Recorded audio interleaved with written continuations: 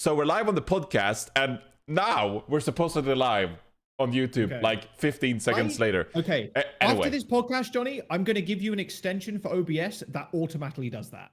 Because I was streaming on YouTube for a little while as well, like dual streaming. I'll give you the fucking little add-on thing, and you just click start, and it's done.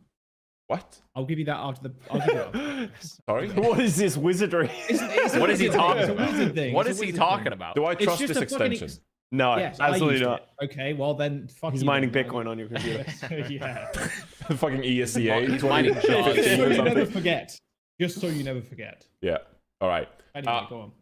Look, it's not my fault we're late, okay? I tried to hustle, okay? We got a special scenario on our hands here today with the Plat Chat podcast, where the developers are essentially talking with a meeting. They actually did this last week as well, when they did like the balance change blog or whatever, and we had me, Custa, and Jake and Dante on. They're continuing the streak today. So they're live right now. I think it's John Spector, SUV, and some other developer, whose name I should remember. They're live talking about stuff. So we're live at 10 a.m. PST, as per usual, but we'll be talking about, you know, the blogs themselves, us, our opinions. We have Avast. So I think that we had the better cast, you know, my opinion anyway. So yeah. Damn. Have you guys Just throwing straight shade on them, huh? Straight shade on the other podcast. Yeah, Straight shade. You're just like, look, yeah, man, they're fucking boring and we're They cool and yeah, you They could know. have chosen any other time all week, but they insisted on 10 a.m. PST on Tuesdays. All I'm saying is there's no chance they talk about Dave Bautista. So, you know, who's really winning right now? True. So true. So true. Yeah. I'm not going further down that rabbit hole. I'm not starting that again. We've already finished it. There's nothing more to discuss. The conversation's over. I've already won. I have pivoted. I will say I No, have okay, pivoted in my you didn't off-time. win. Okay, It's, we had I a did split win. opinion. I did. We had a I split did opinion. Okay, let's just All right. And I'm split opinion. Okay. Okay, great. So have you actually caught up on these blogs? Because one of them was actually released just like 30 minutes ago. I haven't caught the just- one that just recently happened. Yeah. I just caught. I mean, the one that just came out is very brief, honestly. Yeah. So it takes like It's 2-3 brief, minutes. but it's to read. very important info. Yeah. So, okay, I got the wrong blog up. Wow, this day is just going great. All right, mental reset. Here we go. So, Avast, if you've taken a look already, why don't you run us through some of the Season 2 retrospective blog that just came out? And, you know, starting off, it talks about Ramatra and some feedback about this season and what's happening going into Season 3. But what really stood out to you with this blog? I mean, realistically, like, I mean, okay, they said that we're gonna balance Ramatra a bit. Like, you know, we just need to balance his ult a bit. Is like what we're pretty much happy with. Like, you know, they're glad that they made him a bit stronger. I think the biggest thing is that, for me at least, is that they're saying they're gonna continue to iterate on matchmaking, which is something they already discussed in the blog before this. But like that should be like a given. I don't really think that's necessarily big. But rather, like, okay, they're changing up how the skins work, and in addition to that, they're hoping to redo how the events kind of work a bit in the future. Where not only are you going to be able to access all previous event skins, which is nice, since that's like a very big portion of the game model is skins, and you'll be able to access them for less currency, too. You don't have to roll out for the events, and they're less expensive. But also, they're hoping that to increase the rewards and kind of change up how interesting the events are as they go forward, because they felt like the Battle for Olympus event was a cool event, which it was, but as everyone has talked to the death at this point, it's just it was like a little tiny thing. It wasn't anything crazy. It was just like a little tiny fun event. So they're hoping to like make it a little bit more interactive and give better rewards for people participating in the future, which is good. I think that's probably the right way to go about it. So. All right. So, I mean, there's like 4 things to it, Jaws. So where do we want to start with this? You want to pick one thing and like go into it? What stands out to you the most? This stands out to me the most is probably the credit system. I just want to make a small point on the Olympus thing. That they had a line in there saying, we didn't expect people to go for all titles. It's like, you expect people that play video games not to collect everything? Like, goddamn. So, but at least they're recognizing that, right? Like, they're recognizing that's the thing that people liked from the event, is that there was something to grind for, right? That is the first impression I got when I saw the fucking kills. We'll start on the Battle for Olympus stuff. Fuck it, we'll go to credits in a second. But that was the first thing I noticed. I was like, holy shit, that's a lot of kills. Like I played a few games as Pharah, and I was like, oh yeah, you could definitely get the Pharah title, the whatever title, reasonable amount of time. But yeah, people really did grind. The guy in my Discord actually got every title, and it just like an absolute fucking warrior. Yeah, so it's not too much of a surprise that people got bored with it because they were playing so fucking much. Which I think is a small gripe from myself. I don't know how you guys feel about that, but people complaining that something is boring, but then they've played 300 hours of it just to get all titles. I'm like, no shit. Average streamer brain. No fucking shit. Like, yeah, it's going to get boring. What the fuck do you expect? You're playing the same game mode, and it's not like comp or anything like that. You know, it's a little fun game mode that's supposed to you to grind for fucking 700 hours. Yeah, it's cool that they recognize that people actually want to get shit. Get everything, so they're probably going to tune all that stuff down so people can acquire everything in a decent amount of time. And of course, the credits coming back is something that I think we've talked about fucking ages. The old skins do not need to be locked behind paywalls. Like earning free legendary skins after a certain amount of time is really nice. They're going to give some of the battle pass away, the free and the premium. I just think it's a good thing overall. I still think earning the colors for the base color skins, I think would be good as like achievements or like, oh, you've played 100 hours of Ana. Here's all of the fucking recolors. That would be more content for the players that just started playing too without swiping a credit card. Yeah. Jaws, can you turn yourself up a little bit and then... Dude, I had this fucking problem before. Yeah, hang on, boys. Test. 1, 2, 3. Johnny. Yeah, okay, cool. It's great. Yeah. There you go. I'm having some technical difficulties. I'm getting DDoSed by the Blizzard developers. I don't know what's going on. It is me. Yeah. It's fine. It's SVB. It's SVB. It's infiltrated my producer computer. Custa, yeah, to follow up on that. I like... Do you want me to hit one specific or just sort of like broad strokes of the whole thing? No, sorry. No, if you couldn't hear Jaws as me, then that's fine. But just anything that stood out to you in the blog, really. I think it's interesting they're looking at Ramatra. I sort of want to talk about like that balance because it's funny. I've been playing like a lot of ranked recently, and Ramatra isn't as prominent. Well, obviously because Orisa was just like dumb strong, but me and Jaws played our first open division scrim, and I think that really highlighted to me like triple Ramatra on screen. Like how stupid it is right now. The ultimate, like a lot of the gameplay is you're just playing like a brawl style where everyone stays together and you try and kill each other. And the real big component of like winning team fights is just Ramatra ult. Or the Echo copying the Ramatra and also getting a Ramatra ult. Yeah, and Funny Astro had a great clip of this. God, this is just crazy. And it's really fucking awful. And like, as I said, if you haven't experienced this in rank, you're like, I don't really get what the fuss is about. Like, this would be the Overwatch League if we had the Overwatch League right now. They have Mei, they have like a Tracer or an Echo. And what happens is you just end up in this never-ending duel.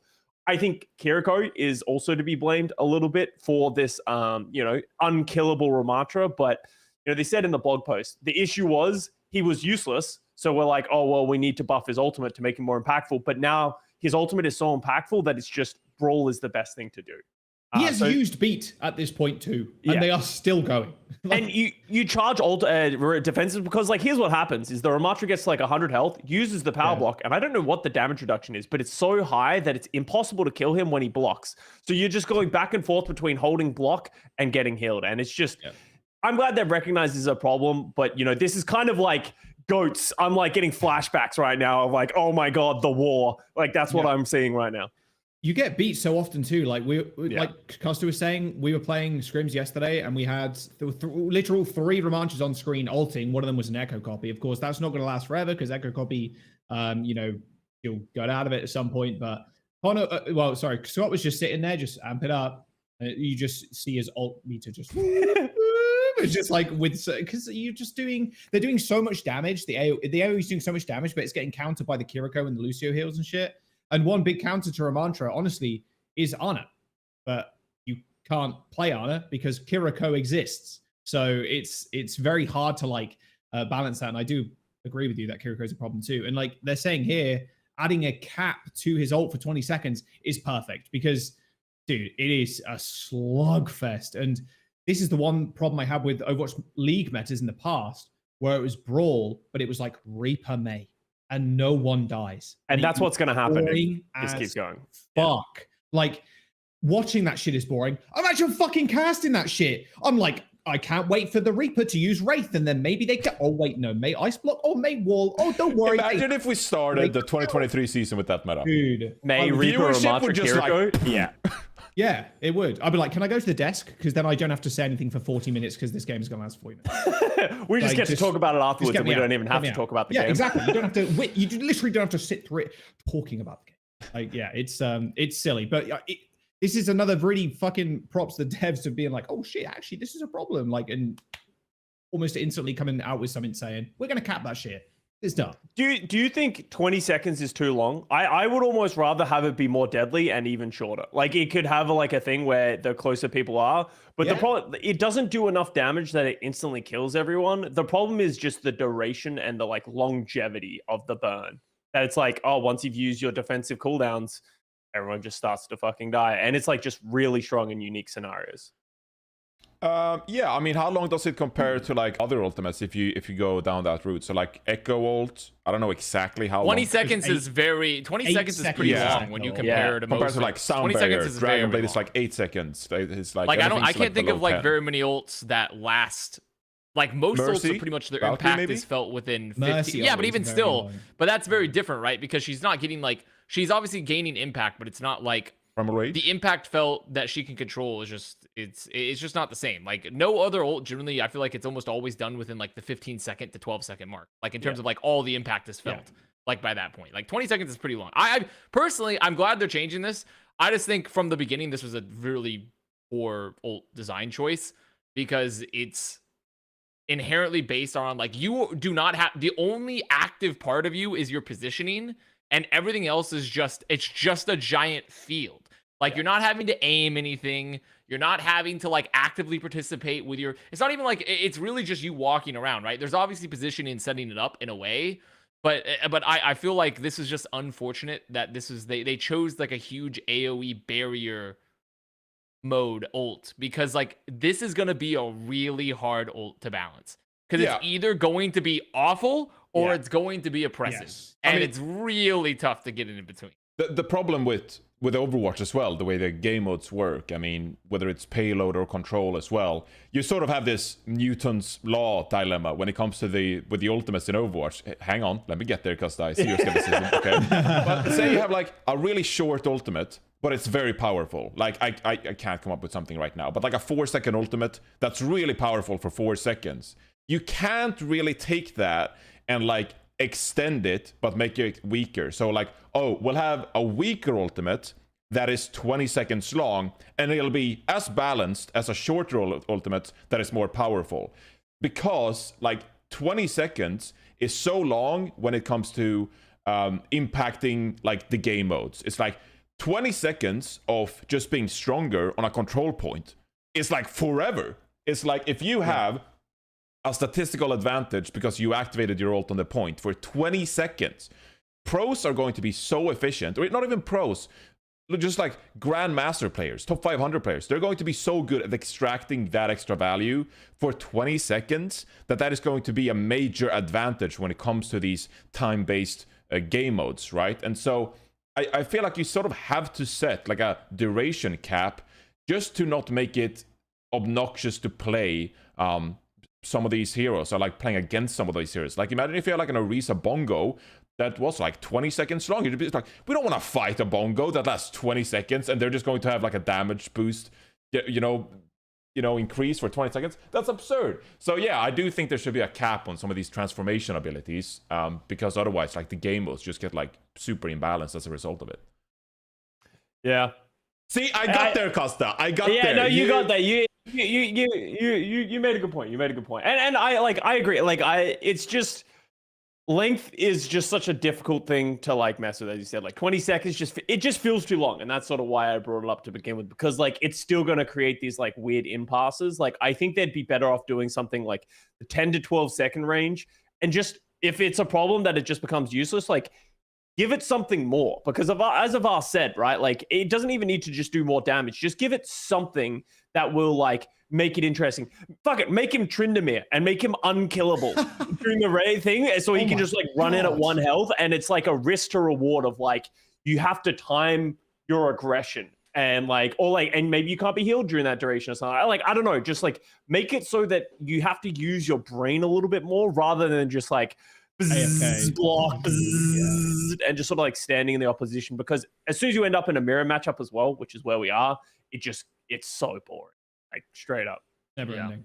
Very unfortunate design choice for, I think, but they can definitely make it way less oppressive than it. Like I think they've identified a lot of key problems with them. It's just now where the problem is, it's always better to have a system where it's like, well, we have more ways to tune this where it doesn't feel like it's going to swing on either direction so far. But now they've locked themselves into a system where it's going to be such a tightrope to balance this, unless they just rework them. Which is also the other thing, they could just rework them technically.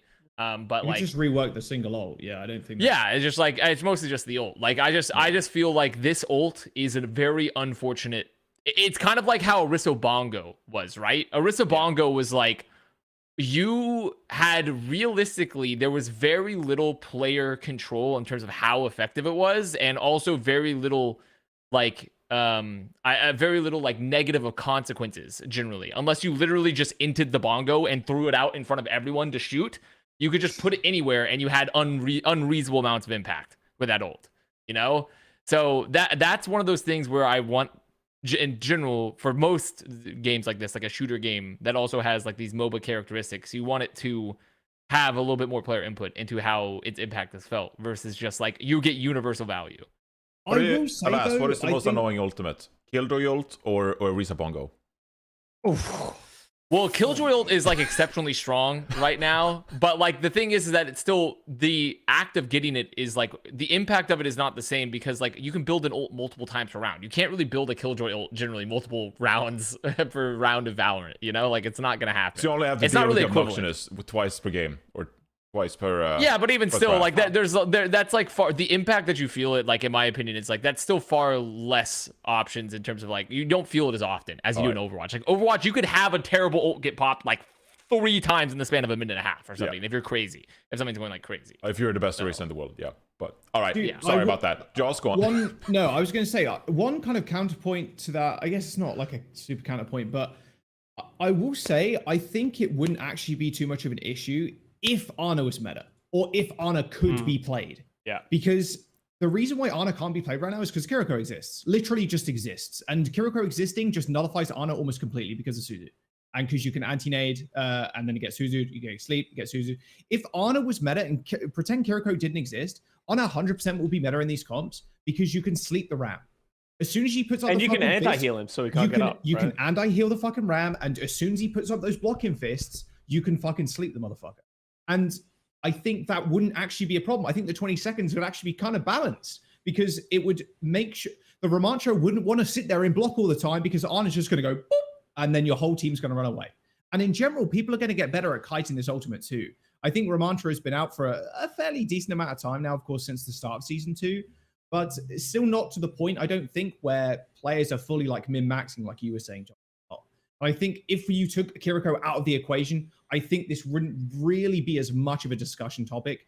Just the infinite, yes, the infinite ult is insane, it's silly. But like the 20-second ult, I think that would actually be in a good spot, because you are trying to counter the Ana who's also trying to counter you. And it gives, again, another fucking Overwatch moment where I can go into the spawn room and hit the H key and change hero to a fucking hero that's good against X hero, you know, Ramantra in this case.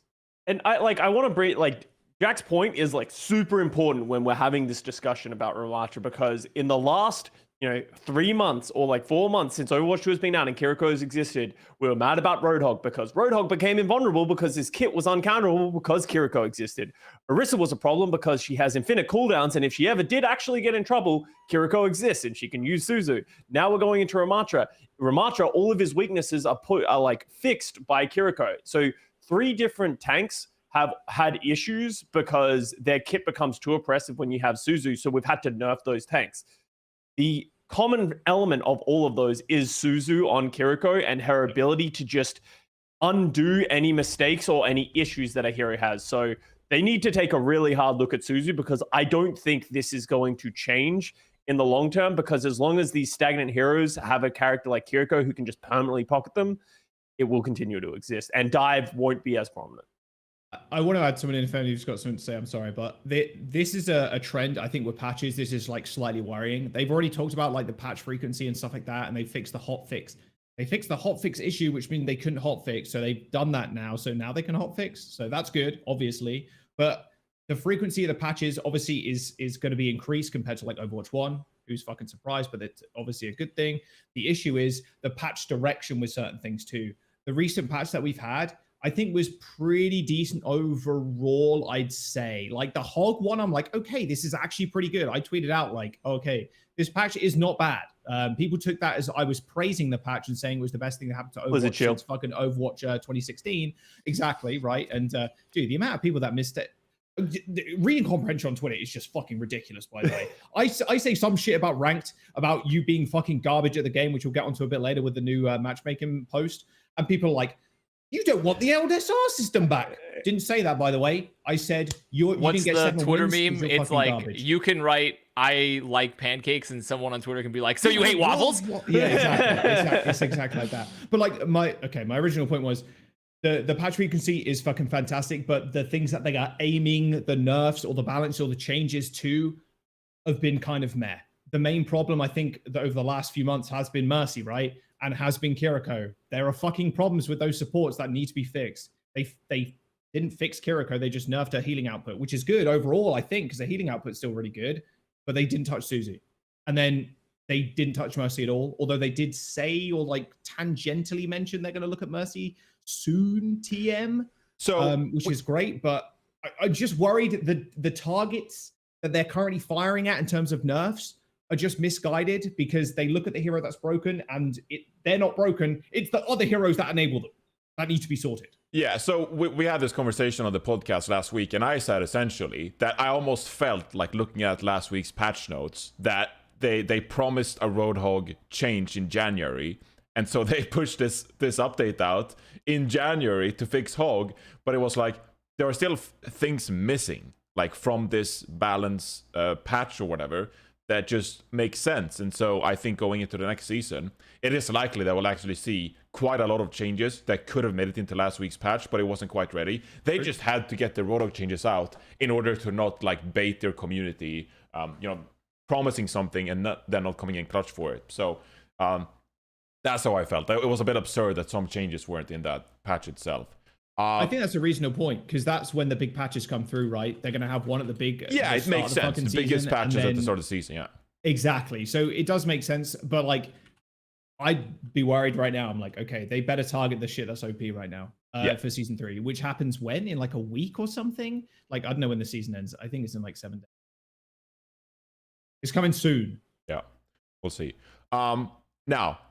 This morning, I did some research actually. You know, when I organized the Plat Chat episode the day before, you know, I browsed Twitter, looking back like what happened in the week. You know, what's going to be happening later this week. You know, browsing competitive Overwatch, what happened, like, you know, in the post on Reddit, and maybe I can extract some value from that. So I did stumble upon, you know, as you do when you're on Reddit, you browse a little bit, you check the comments and whatnot. And I did stumble upon the SVB post where he said he's talking to the developers. And I looked at the comments, and all the comments on that Reddit post were, oh my god, I hate the SVB podcast because they just invite streamers and they're super negative about the game and they hate the game and like, oh, they just circle jerk about how much the game is awful and ranked matchmaking sucks and the balance changes sucks. That is the joke, Jaws. That is the joke. That I'm like, I read those comments and it was like us getting away with a crime because the last month we're absolutely whoa. It is not comparable. It is not comparable. No, okay, we have also been slammed for that. What was our episode 2 weeks ago? That was a fucking bad episode. That was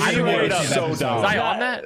Yeah, I don't think I was on that episode. You were. I'm pretty because that was the one of whole the like, weeks ago. These like the league might die. You know. Yeah, it was just. No, I wasn't on that episode. Yeah, it was a negative Nancy, but it is true. I think we are like the Overwatch community as a whole, and I'm not talking about like the community and the Redditors. I'm talking about content creators, us, and that kind of stuff. Like, we've been here for a while. Yes, we're jaded, but like, absolutely, we do not do a good job of selling this fucking game because all anyone ever does on Twitter, on podcasts, on Reddit, on streams is just complain about how shit this game is. And then we're like, why does everybody hate our game? Pikachu face, right? So I agree. Like, I think everyone is a little guilty of it, us included. Yeah.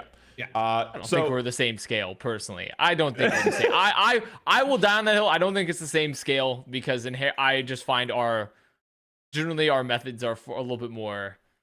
I don't know. I think we're more reasoned. We are more still. reasoned. Yes, indeed. Yeah, yes, we're less emotional. We are the reasoned criticizers. Listen, did I just drop that we're the Thinking Man's podcast? Perhaps I did, but like I mean, like the thing is, I just inherently hold it to be true because I don't.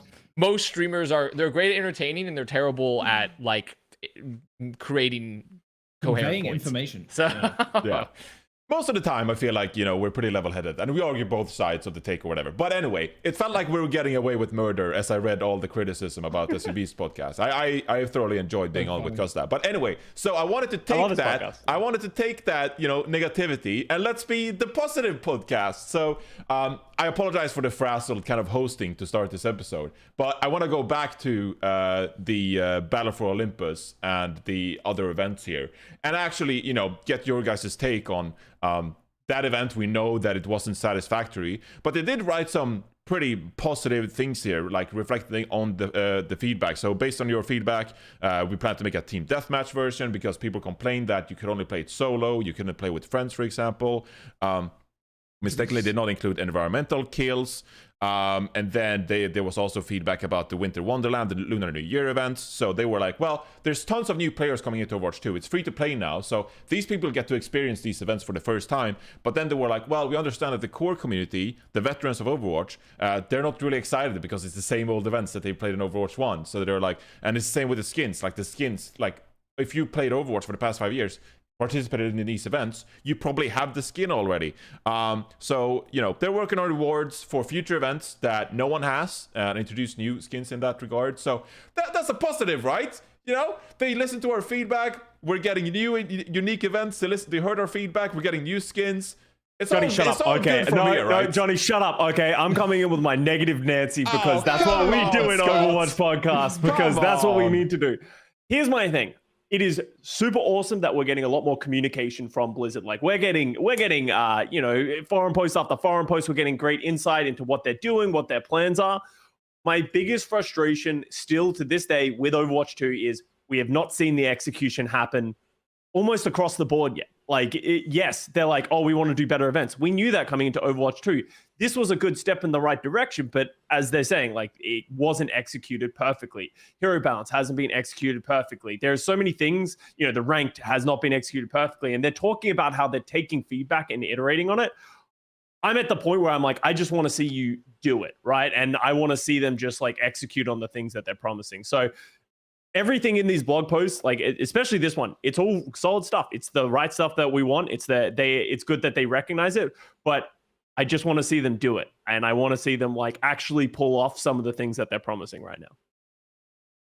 A small positive point in here, by the way, Johnny, you just missed it. It's they want to do a team deathmatch version, right? But it also says enable the mode in custom games when the next time's around, which I think is fucking sick. Yeah. It's actually, when I was like randomly playing on stream the other day, I was thinking like, man, it'd be kind of cool if I could just have my chat in the same game, like group, because like that's especially these limited time events. You just want to fucking play with your friends. It ain't fucking ranked, like you just want to jump in and just have a vibe. And like I think having them in custom games is actually pretty fucking sick. Especially Battle for Olympus. I don't know, that game mode. I do agree with Scott. Like I do want to see execution on those things, but I would say Olympus has definitely been for like limited time events at least, just it kind of blew me out the water in the way that, wow, this is actually fucking different. Like it's on the same maps and shit like that, but I'm like, oh damn, like these are kind of cool abilities. Like Farah goes fucking crazy, fires 3 rockets at once when she gets her ult. Like it was actually super fun, played for a limited time. Maybe they do need to change CTF. CTF kind of blows. I'm just gonna say it does suck, but them actually saying that they're gonna do this shit is different from them executing. But I think these very small changes too are also exceptional. I don't think Blizzard gets praised enough for that. In like adding them to custom games, and they're listening. I do agree with Scott though, but I liked it. It was a good mode. Cool cosmetics too. I just want to see some cooler events, mostly. So that's mainly more like that. Yeah, I just want to see like really. I mean, I understand probably why it's like they probably have a lot of dev time going towards the PvE section and like dedicated for that sort of stuff, but like I don't know. I mean, I just want to see like I think the Battle for Olympus is a great little event, fun little thing, not a lot going on. I just want to see like what's like new, like what's like what are the next steps. Like I'm glad they unveiled a new original event. So like what's the next iteration? Even if they do Battle for Olympus again, can we expand the scale of it? Let's see. Like I think that's mostly what I want to see is just continue to see hopefully new events that have larger scales or are just more well implemented. So yeah, I mean, think it'd be cool. Sorry, just real quick. If they did Battle for Olympus, like they can do it again. Just do a completely new roster. Add a completely different set of skins. Make more DPS heroes. Make more support heroes. 100%. Learn from your mistakes. Yeah, I'm in. The reason a lot of people didn't enjoy it is because like 6 of the 8 heroes were tanks, right? Like, and it wasn't fun to play. But you give all these DPS characters some fun custom like things. I think people will have fun. 100%. Yeah. And I think one of the things that people didn't really think about, or I don't want to say take for granted, but it was a seasonal event. Like the custom arcade mode, it was catered to that season's battle pass. So you played with the skins that were either in the shop or the battle pass. I'm not going to say they're all in the battle pass because, you know, you probably had to pay up some money to get some of those skins. But that gives me some kind of like hope for the future as well, because going into season 3, I can't recall if they've announced exactly what like the type of skins will be for that event. Or like season 4, like you can have like seasonal events where you can earn some of these titles and you can play with these seasonal skins. And I think that's a great thing because like you change up the spice of the game. It's like, hey, this season we're unveiling these skins and like you can play these characters and like we'll have a specific seasonal event for that just to change up the pace of Overwatch and the feel of Overwatch, the main menu. I love the way they track the eliminations on like social media and stuff and had like a competing leaderboard. It's like that's unique, great content that like makes the game feel alive. It's like, oh, we as a player base, we're playing in this mode and they're keeping track and like showing the stats of like this is what the player base did. It's like you're participating in something that is like game wide. So that was awesome. It's just like if you can continue doing that, reiterate on the game modes, like improve it to make it feel better, like playing with friends and whatnot. Seasonal events like that are awesome. So just happiness, positivity all around. Overwatch is awesome. I love this game. I love Johnny, all my players. Overdoing it, Johnny. Overdoing it. Sorry. If there is one fucking thing, there's one fucking thing in this. I grinded that fucking Zeus player title, all right? I did. I went through with it. I promised I would, and I grinded the fucking title, okay? Now, regarding the comment that specifically, we do not expect players would pursue all hero titles during the event, okay? I get that. There are a certain number of people, I'd say the 1%, okay? If we are typically the 1% who are like really high MMR, the 1% who collect every fucking collectible in the game, okay? These people got upset because they wanted all player titles. I swear to fucking God, after I grinded through all those fucking final blows in this Battle for Olympus event, if they find a way to unlock this title without playing the game mode, buying it in a store, some rerun next year with the same title, if they give this title out any other time for some cheaper way to get it, or just some rudimentary thing just so people can collect all the titles, I'm gonna feel so cheated because I thought this would be my only chance to get this title ever. I thought it would be special, I thought it'd be mine forever and no one else could get it. And if they start unlocking these titles again because people complain, I'll be so personally offended and upset about that. Don't do that to me. I completely agree with Johnny. Like this is something that is super important with this new model is I understand there are people who are like collectors and they want to have absolutely fucking everything in the game, but that's just not, this isn't an achievement game and stuff like that. It should be something, there are limited times to achieve these titles. If they do Battle for Olympus again, there should be different titles because that incentivizes people to play right then and there rather than, oh, I'll just get it later. And I think that should be true with Battle Pass, like Mythic skins. I don't think you should ever be able to get a Battle Pass Mythic skin if you didn't get it during the Battle Pass, because that gives you reason to do it at the moment. I understand that's like gatekeeping, but that's just how I think it should work. Because if you give everyone everything, I've said this before, if you give everyone everything all the time, whenever you want it, then nothing is cool and unique, and it is not worth working for anything. That's what every other game does, by the way. Yes. Every other game has time cosmetics. Every other fucking game. I try to reiterate that. Every other game does this. Why does Overwatch have to be different and like fucking reward people for everything? We're gonna rant. We're gonna rant. There's some skins in fucking community, and I can't get them. Also, Grand Marshal title. That's Johnny you're speaking to right there. Black Quillarian Battle Tank. Yep, can't get that fucking thing anymore. You know what I mean? Like, the shit needs to be special. If people think I'm memeing. WoW is the perfect example. The most revered items, the most wanted, sought after, and respected things if you're like, a deluxe farming simulator, fan, which is World of Warcraft. You're just farming titles, mounts, and just wasting your time in this game. The most sought after collectibles are the ones that you can only acquire for a limited amount of time, or like that you can't get anymore, and that player can flex. It's like, oh, I played this game in 2005 and I still play it. I'm such a WoW nerd. It's like, oh, but that's fucking cool. Like, you were around that time, you got the original thing, and like no one else can get it anymore.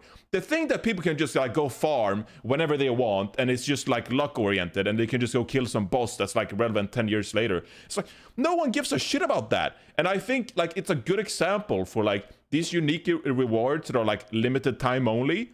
It adds flavor to the game, and it adds some kind of like, personal attachment to what you've earned and what you've been rewarded with, knowing that it's not going to be accessed later on. So yeah, I think it's a really good thing. I really do think it's a good thing, and I hope they don't go back on this and just, people complained that they couldn't get all the titles. Well, fuck them. You can't have everything. Should have played the game when it mattered. Should have played the game. You should have grinded more, pounded more energy drinks, stayed up 18 hours a day, calling from work, PTO. The item, you want to be like, that's cool. If I see a fucking Scarab Lord in the fucking wild, you know what I mean? I think the first one I ever saw was in Duskwood. I don't know why I remember that, but I was like, holy shit, he's got a Black Wire and Battle Tank. Yeah, I know. I've got this weird memory where I don't know, bro. Anyway, I was like, holy shit, that's fucking sick. Screenshot. And, he had the fucking Scarab Lord title, was riding the Black Quillarian Battle Tank as well. I was like, holy fuck, that's cool. And that's from 2005. Like, you can't get that shit anymore. Or like Corrupted Ashbringer. I'm using a lot of WoW references. Maybe there's not a lot of WoW people in the audience, but yeah, rare items. Time shit is exclusive, cool, right?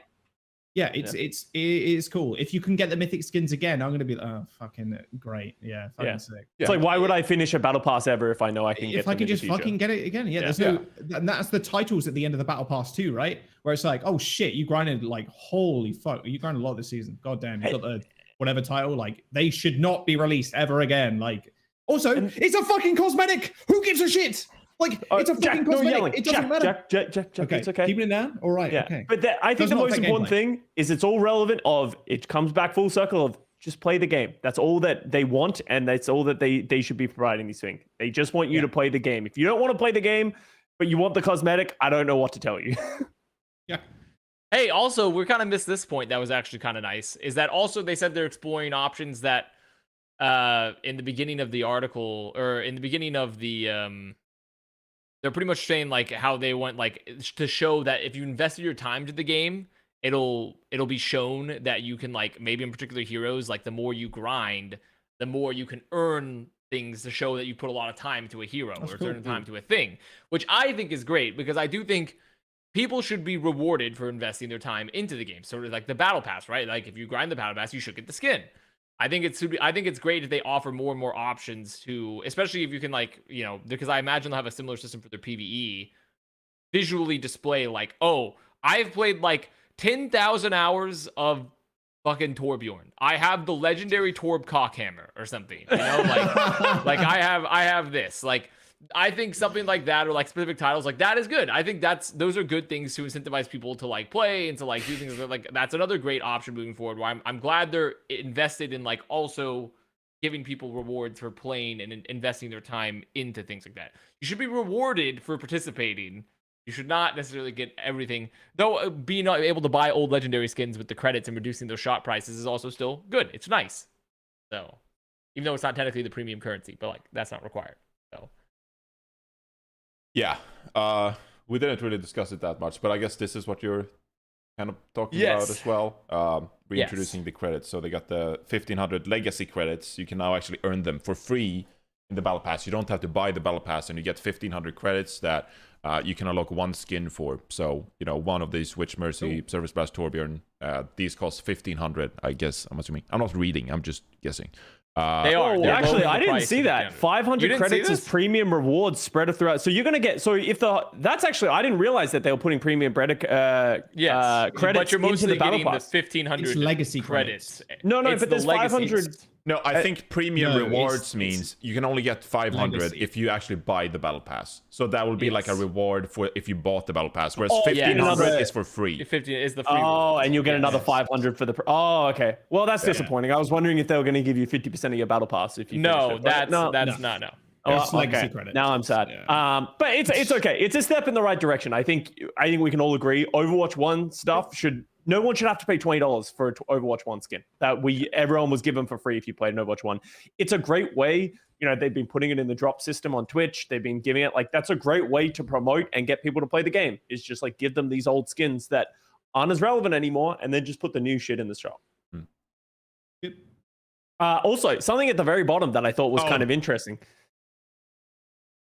The on fire system is coming back. And here's the thing. I don't understand it. Like, just straight up, I have never cared about the on fire system. The only time I think it's ever been relevant in my games is when you finish one team fight and says all cool people on fire, and there's like 5 people on fire or something like that. And it's like, and it's just a meme. But like, when it went away, I could not believe how upset some people were. And it's a fine system to have in the game. I don't care about it, but I don't care if it's in the game, and that's how Blizzard should feel about it. So I don't think there's anything wrong with it. Yeah, right? there's nothing wrong with it. Just bring it back, and I'm glad that they are.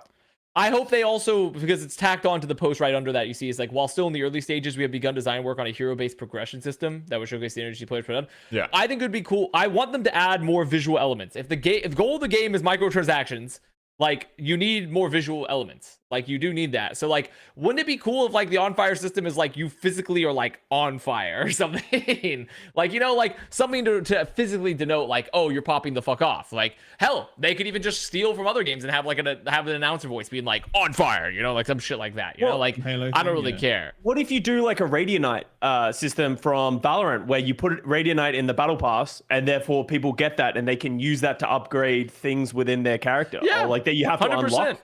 So if like I think that's fine too. I think that's totally fine. It's just the goal of this is pretty much they just need more options visually and just in general to reward you for putting your time into the game. And they need to also think about their system. And it sounds like they are thinking about that when you think about their events and like how they're changing up the currency. And then also as we continue to move forward and grow segment, it's just, it needs to be continually, because it's been an ongoing thing of like, there needs to be more rewards for playing the game and investing time and money into the game.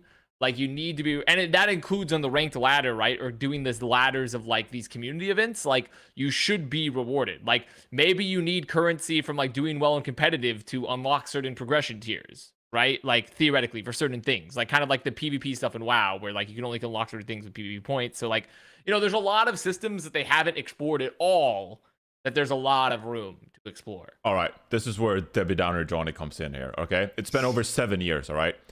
We still don't have an alternative to golden guns, all right? I'm not holding out. Yeah, that's what I'm saying. That's the whole point of my rant. That was the whole point of what I was saying. Yeah. They need, It's, like, you should be able to, like, get certain gear or certain titles or certain things like that based off, like, Absolutely. PvP points, you know? Like, your matchmaking points. I'm just not like optimistic I about hate- in the near future. I'm just like, Yeah. see you in a couple hate that years. system so fucking much. I did a 20-minute fucking rant, which I could do into 10-minute video on my fucking YouTube the other day about competitive points, and like they need some sort of fucking system to incentivize, like, yeah, maybe I was literally just thinking upgrading your fucking golden gun, have fucking diamond studs on it, baby. Black Ops 2 diamond camo, like fucking import that into the game. Just anything to use those points to make it seem cooler, make it look, oh, you've played fucking 7,000 hours of Reinhardt? You're fucking cloudy? Oh, great. You get a diamond encrusted hammer. Like, just something like that to spend competitive points on. I think the biggest pain point for a lot of people would be that they would be frustrated about how hard it is to achieve. And I think that's something that we need to, like, I want to say beat out of, but that seems very aggressive. Of like, we need to sort of like accept that things are supposed to be hard to get, and that's what makes them awesome, right? And like, not everyone's going to get them. Yeah, like you're not going to be able to have the time to put in to get the diamond encrusted hammer, but that's what makes it cool, is that it's really, really, really, really hard to get. You're like, whoa, that's fun. I used to be a pacifist, a video game pacifist, where I was like, you know what? I don't want any skins in my fucking game. I want to be able to see the game clear as day. I want everything to be nice and tidy. That's not what pacifist is, but I'm gonna allow it. No, it's gaming pacifist right now. And so I was just sort of like, I want it all to be clean. And then as time has gone on, I'm like, I want to be able to see what each champion looks like super easy, or hero looks like super easily. But at this point, that's not how games work anymore. And it's incredibly lucrative and successful. At this point, put all the glowy effects into Overwatch. At this point, give them ridiculous skins. At this point, make it hard to work out which character's running you down. Not because, I want all that stuff, just because it's so successful. And people love that shit. Even I love that shit when I'm doing it. So I think they just need to go down that avenue and just start adding more shit. Because that would get people, and if they made more money on that kind of stuff, it would incentivize them to potentially take stuff out of, they don't need to put it all in the battle pass and stuff like that. All right, nice. I think we wrapped up that season 2 blog. That was a fun conversation. Yeah. So feels good, man. Feels promising for the future seasons. Let's get into the matchmaking blog then. Joel, stop laughing. Jesus Christ. I love this blog, bro. You love this blog. I will say this. I'm about to go sicko mode on these fools. Go sicko mode. I will say this. I don't really know how you're going to go sicko mode, because I opened this blog and I was like, this is good. I don't really Scroll down to have the Q&A. any comments. All right, so I'll open it up a little bit. This TLDR section. I mean, the Gen Z, this is like the perfect kind of thing for the Gen Z audience. Just love this off the bat, okay? You don't have to read this wall of text. You don't have to listen to a podcast to break down everything that goes on. You can read these 4 bullet points, walk away, and kind of get the idea of what's going on, okay? So they talk about tons of things in this blog, but generally, first of all, they're reducing the number of wins between competitive updates from 7 to 5, just like Jaws wanted. So there you go. And 20 to 15 losses. So they're increasing the frequency as you update your rank. They talked about the internal MMR is different from your visible SR. So sometimes you'll be in games and you'll be like, why is there some silver person on my team? It's just well, actually they're internally they're sort of similar to your skill, even though visually they have a different logo to their name, and I don't know why specifically that is. They talk about that they'll tighten up the range of matches. So for example, if before people complained oh, the match just so wide, why is a Plat player playing with grandmasters, etc., they're going to tighten that up to narrow down the amount of internal MMR difference between the teams. Another change that they're making going into the future is they're going to sort of match roles from the opposite team to make sure that on one team you can have a really great tank and then the other team will have a really bad tank. They're actually going to try to mimic those internal MMRs to make sure that the tanks are properly matched against each other. The damage players are properly matched against the other damage players, etc. To try to smoothen out some of the big disparities. So you can't just go into a game and be like, well, our tank is just getting pounded in the tank matchup and that's why we're losing. They're trying to even out the roles to minimize the kind of discrepancy as you'll have in difference of skill there. And yeah, so I don't. Is there anything else I'm missing here? Yes. Yeah, I mean, there's tons of things I'm missing here. I know that. There's tons of things in the Q&A that's worth looking at. That Yeah. I think we can throw to Jaws. I want to get to the Q&A a bit later. I just wanted to talk about what they specifically wrote about here first. But yeah, they're looking to work on one-sided losses as well. They're starting to doing work on one-sided matches as well. So they're investigating, and they'll have more to talk about in a future blog as well when it comes to that. The top 500. The top 500 bit. The top 500 bit is really cool. So essentially, there's been a lot of complaints from primarily Overwatch League players and people in the top 10 of when you're in top 500, if you're not aware of how it works, is when you finish your rank up matches of 7 wins right now, it's just you've been promoted to top 500 and you're already in top 500. So, and you really just have to go check out your profile. What number am I now?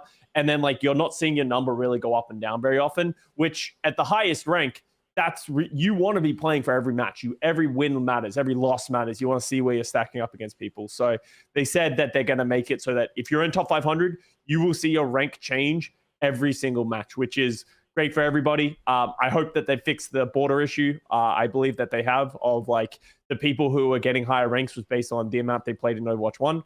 believe that's fixed now. That's fixed a couple of weeks ago. Yeah. My worry about the changes to the matchmaking with the like even matches and stuff like that is obviously that's great if they can pull that off.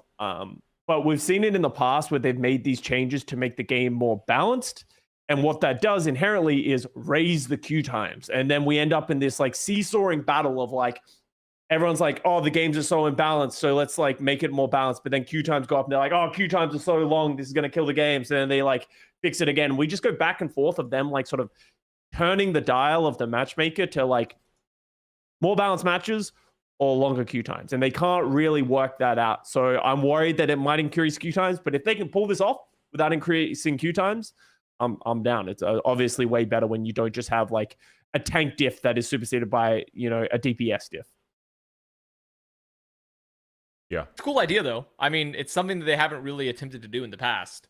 I mean, I'm willing to let them experiment. I mean, I'm going to be honest. I think most of this blog is, I don't give a shit.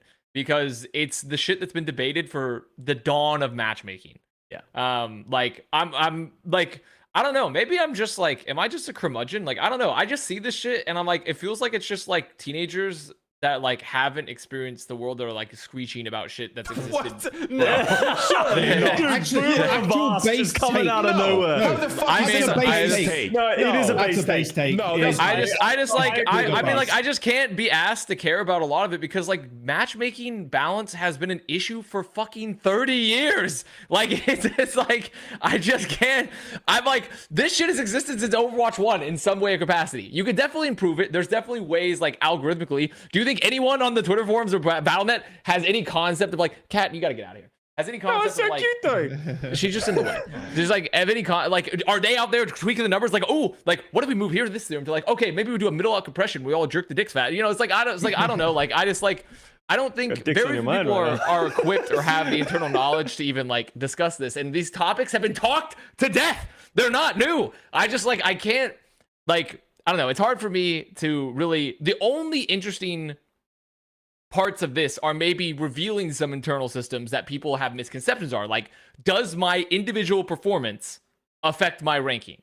And it's like, no, it doesn't. And they explain why. And I'm like, okay, like fair enough, right? And some people are really upset about that. They're like, well, my individual performance should affect my ranking. Well, it's like, well, it's kind of like the stats argument Overwatch. It's like, that's a really hard, Overwatch is such an insanely hard comparatively to like a game like Valorant where your stats, like getting kills in Valorant directly correlates to winning. Getting a bunch of eliminations in Overwatch doesn't necessarily correlate to winning in any capacity.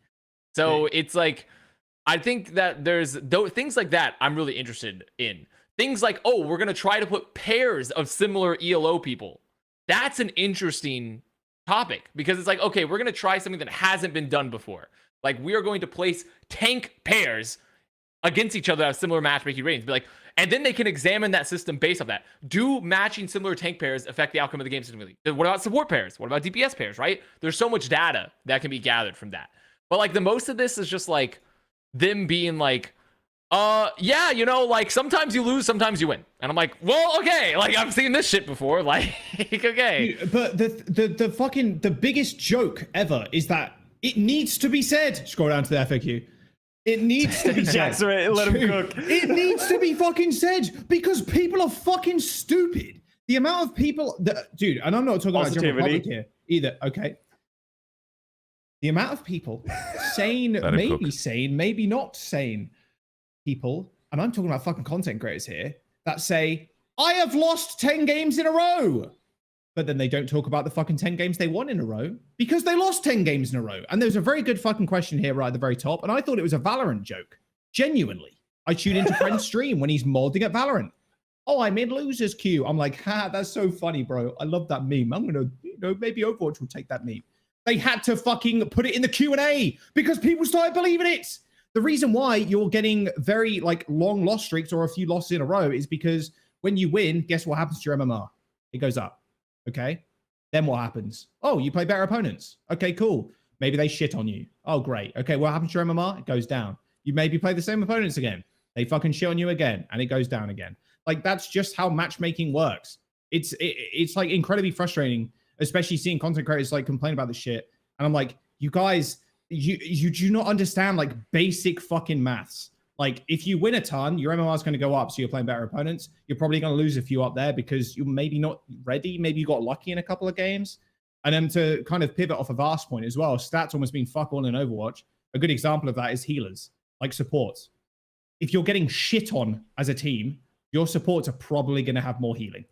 And so, and a lot more deaths as well, probably. Yeah. Is your healing output better than the enemy supports? Probably, because you are perma healing your tank because he's getting shit on. So does that make you a better support player because you have more healing than the other support? Don't know. Probably not. Very hard to fucking put that all into an algorithm to determine if you are better than that person. What? And another one in here is like long loss streaks, etc. Does my competitive rank affect matchmaking? No fucking shit it does.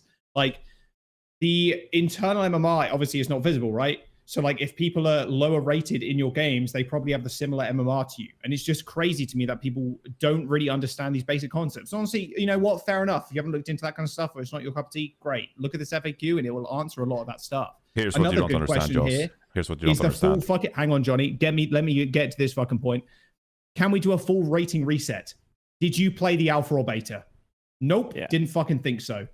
Overwatch League players got hella bored after a few days because all they're playing against is Timmies. And playing against Overwatch League players, guess what? It's not fun for the like 99.9% of the player base. Getting spawn capped by fucking Kevster and Kai with a damage boosted Sojourn and a Widowmaker from Kai in Icon Boulder spawn room, not fun. Just saying it. It doesn't even need to be Kai. Like, you would have GM players running through your games. Yeah, everything. And that would be for 3 different roles as well, because they have to rank up all 3 different roles. The matchmaker would go to shit if you did a full matchmaking reset. We've discussed this to death going into Overwatch 2. It's just a bad idea. Like, and people who believe in it, like, as Jack said, if you go and play a beta where like they sort of just take out matchmaking from it and they're just like, dude, we just need to throw people into a lobby. Yeah. Those games are incredibly unfun. And that's why people who play the beta generally don't play it for very long, because the games are so one-sided and imbalanced because there is no matchmaking. To be fair, it's a short versus long-term thing. I do think on that one, there is at least merit to it, because it's like eventually it would be fixed.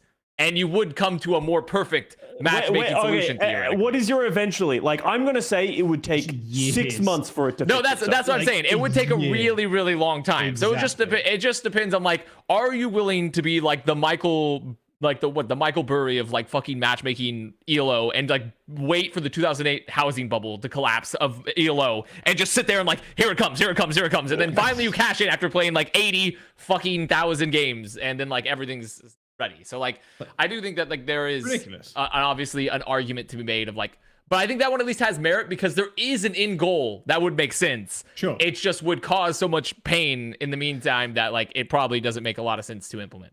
It would also break again in like, if you go super long term, in 4 years, people would complain that exactly. You just have to do the purge every couple of years, and like that could be their solution, but that would be very interesting. There's also the hard stuck thing here as well. Why am I hard stuck at low rating? Does it reflect your skill?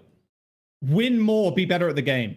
I tweeted that out yesterday. If you're not ranking up after 7 wins, now 5 wins, whatever, which is also not an indication that I want to continue with this system. I would prefer if visible SR was back. It makes a lot more sense, I think, for the general community to see exactly where they are.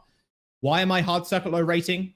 Or like a rating that say your fucking masters, your grandmaster can't reach up 100 because you're fucking bad. Like, you just need to get better. That's it. The system is not against you. You are just against yourself and your mind. There you go. There's the fucking deep dive into it. Yeah, you know, and I think Jack has a point here. It's like the matchmaker's not out to get you, right? It's not like they you know, we have Aaron Keller sitting at his computer and it's like, fuck that guy, I'm gonna keep him in bronze, right? Like they don't care. Like it's built to automate for everyone. And as Jack said, if you are stuck at this rank, then you are stuck at this rank. And it's actually something that they talked about in this blog post as well, is they're actually going to, I believe they said they're going to remove the visual SR like rank that you have. That decay that existed is not going to exist anymore. So therefore you are not going to derank like, you know, 5 ranks from where you're going into each season and then climb back up. And I think this is going to create a lot of frustration. Like, obviously, I've heard both stories. I personally like it when it decays because I like going up. And you will always have a trajectory to go up every season, right? But if they don't put in this, like, just sort of visual decay onto your account, it's not affecting your hidden MMR unless you take a long break. Talk about that in there as well. Is everyone's going to stagnate. Like, you do not become a better player every season. Most players will not improve at the game. So if you think you were hard stuck before, you are hard stuck now. Like, you are going to be stuck gold forever because that's just your rank. And unless you're actively trying to improve at the game, you're probably going to stay gold. And I'm curious to see over time if that creates frustration within the community that, hey, it doesn't feel like anything's going up. Every season I'm the same rank and nothing changes and it's not fun for me. And I'm worried that that's going to happen. But I can see both sides. I've seen people who are like, oh, I barely play the game. I just want to see what my rank is and not just be perpetually like dropped to a lower rank. Yeah, I mean, that is a point too when it comes to the 5 wins or like why am I hard stuck at a lower rank does it affect my skill. When he talked about like where Jaws talking about his tweet that he posted that like after every 5 wins, like my rank's not updating, like something must be broken. It's like, I mean, that is just another consequence of the system that they've put in place where, you know, if you're forced to win 5 matches to get some kind of like reflection of your SR, that's like a lot of work. Like, it's a lot of work to get those 5 wins. And so you expect some kind of like reward after going through that. It's like, here we go. Johnny's going off again. Christmas only happens once a year, okay? So when Christmas rolls around, you kind of want the fucking presents that you wish for, because like this happens once a year. I got the presents, but if you live Christmas and you're like, fuck, I got socks and I got a new key ring and that was my Christmas. This sucked ass. It's gonna be so long until next Christmas rolls around. Whereas if you got presents once a month, if we had Christmas every month instead, there'd be such a like reduced time between Christmases that you'd be like, well, I'm fine with January Christmas because, you know, February Christmas will come around and maybe I'll get a better present that time. Then there'll be March Christmas and maybe I get a better present that time. The fact that you have to wait so long between the rank updates, it's actually like forcing people to go through more work and like they expect like a bigger reward for going through those loops and winning all these games. So you can make the argument, sure, that like, well, you shouldn't. First of all, like you said, like, you know, winning games doesn't mean that you need to get like a reward. You know, it's just rating. It's like how good you are at the game. And secondly, you shouldn't simply play just for like the reflection in your SR. But it's a real thing that like people are competitive. Like that's a lot of the reason like why I play this game, for example. Like I am very competitive. I want to improve. And if I don't see improvement, I get frustrated with myself. Like, why didn't I improve? Why didn't my skill go up? And like, why am I not getting better at this game? And so this delayed kind of like forced gratification of like seeing your SR goes up, I don't think it's just a psychologically like great system for the game overall. So that's just another criticism for this. As towards the losers queue, you guys are just such morons. You guys are such morons. No, I'm talking about you guys, Jaws and Custa. I'm talking about you guys. There's no way. I'm talking about you guys. Losers queue. Okay, let her have it. Let her go.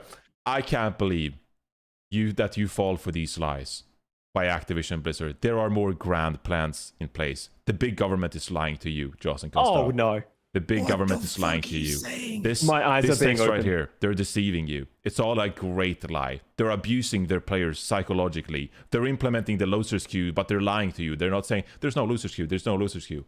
Okay, there are no lose streaks or win streaks. Okay, but actually there is, and they're abusing their player base to extract the most amount of money in the game shop, the most amount of playtime in the game itself, and you guys are falling victim to their lies and deception. That doesn't even make sense. Shut up! It's like it's just. Well, and also, and guess what? This should also be something cool. Like, you know, it's also like a cool system that they haven't really touched with ever. That I think is like when you think about systems. Like, what I like about these matchmaking posts is when they talk about new systems. Yeah. Because the matchmaking thing is like, this has existed for eons. Fucking chess has had elo ratings. Like, and this game is carved wood that people have been moving around for like a cajillion years. But I'm interested in hearing about new systems. So like the tank duo or like the support duo, like matching elo, cool idea. It's like, oh, we're adjusting the 5 win, you know, we're adjusting the wins and losses ratio where you see your SR. Like, okay, great. Like, that's good. Like, want to hear about that. I want to hear about how you're doing that. Also, like the losers queue, like something I've always fucking wanted for Overwatch for the longest time just to test out, low prio queue. I want a low prio queue. I do want, not a losers queue. You shouldn't be punished for losing. Losing's part of the game. Everyone loses. You should be punished for being a dickhead. So like if you're an asshole, you should go into the low prio queue, which is what they do in Dota 2, where like this is where all the people that like say slurs and like are assholes to their teammates, and they're like, okay, you want to do that? Now you're gonna only work with other assholes, and like you put them in there. They did that in League of Legends for a while too. Exactly, and like it's amazing, it's great. Like I would love for them to experiment with a low prio queue, or like losers and winners queues make no, well, winners queues kind of make sense, but losers queues make no sense because inherently as a game, not only are you balancing matchmaking needs, but also if people lose too much, they won't want to play anymore. Like a losers queue literally doesn't make any sense. So like, but like the point being is that like I like those are, that's what I want to see from these posts. I want to see interesting system based, like here's what we're going to try to do, here's what we're thinking about doing, here's like what's going on. I don't want to see them explain the concept of matchmaking. Like it feels like do though, but they have to, like it just because these aren't for us. Like they're not for us. People like, and that's what Jack is trying to say, and Johnny is saying in like a sarcastic version is like people genuinely believe that like they are giving you big wins and big losses when that's just like factually incorrect. Like you're not going to remember the time you won 7 games in a row, but you better believe you're going to remember those times you lost 7 games in a row. Or when you're on a losing streak. A lot of people are like, oh, I'm on a crazy losing streak. They might have gone like 4-7, but you remember your losses more than you remember your wins in a lot of ways. Out as well. Yeah, and also when you start losing, in general, you're going to play worse, especially when you think the matchmaker is against you. You're playing pissed off and you're going to play worse. You're going to blame other people. You're going to do that kind of stuff. Like there is no such thing as a loser's queue.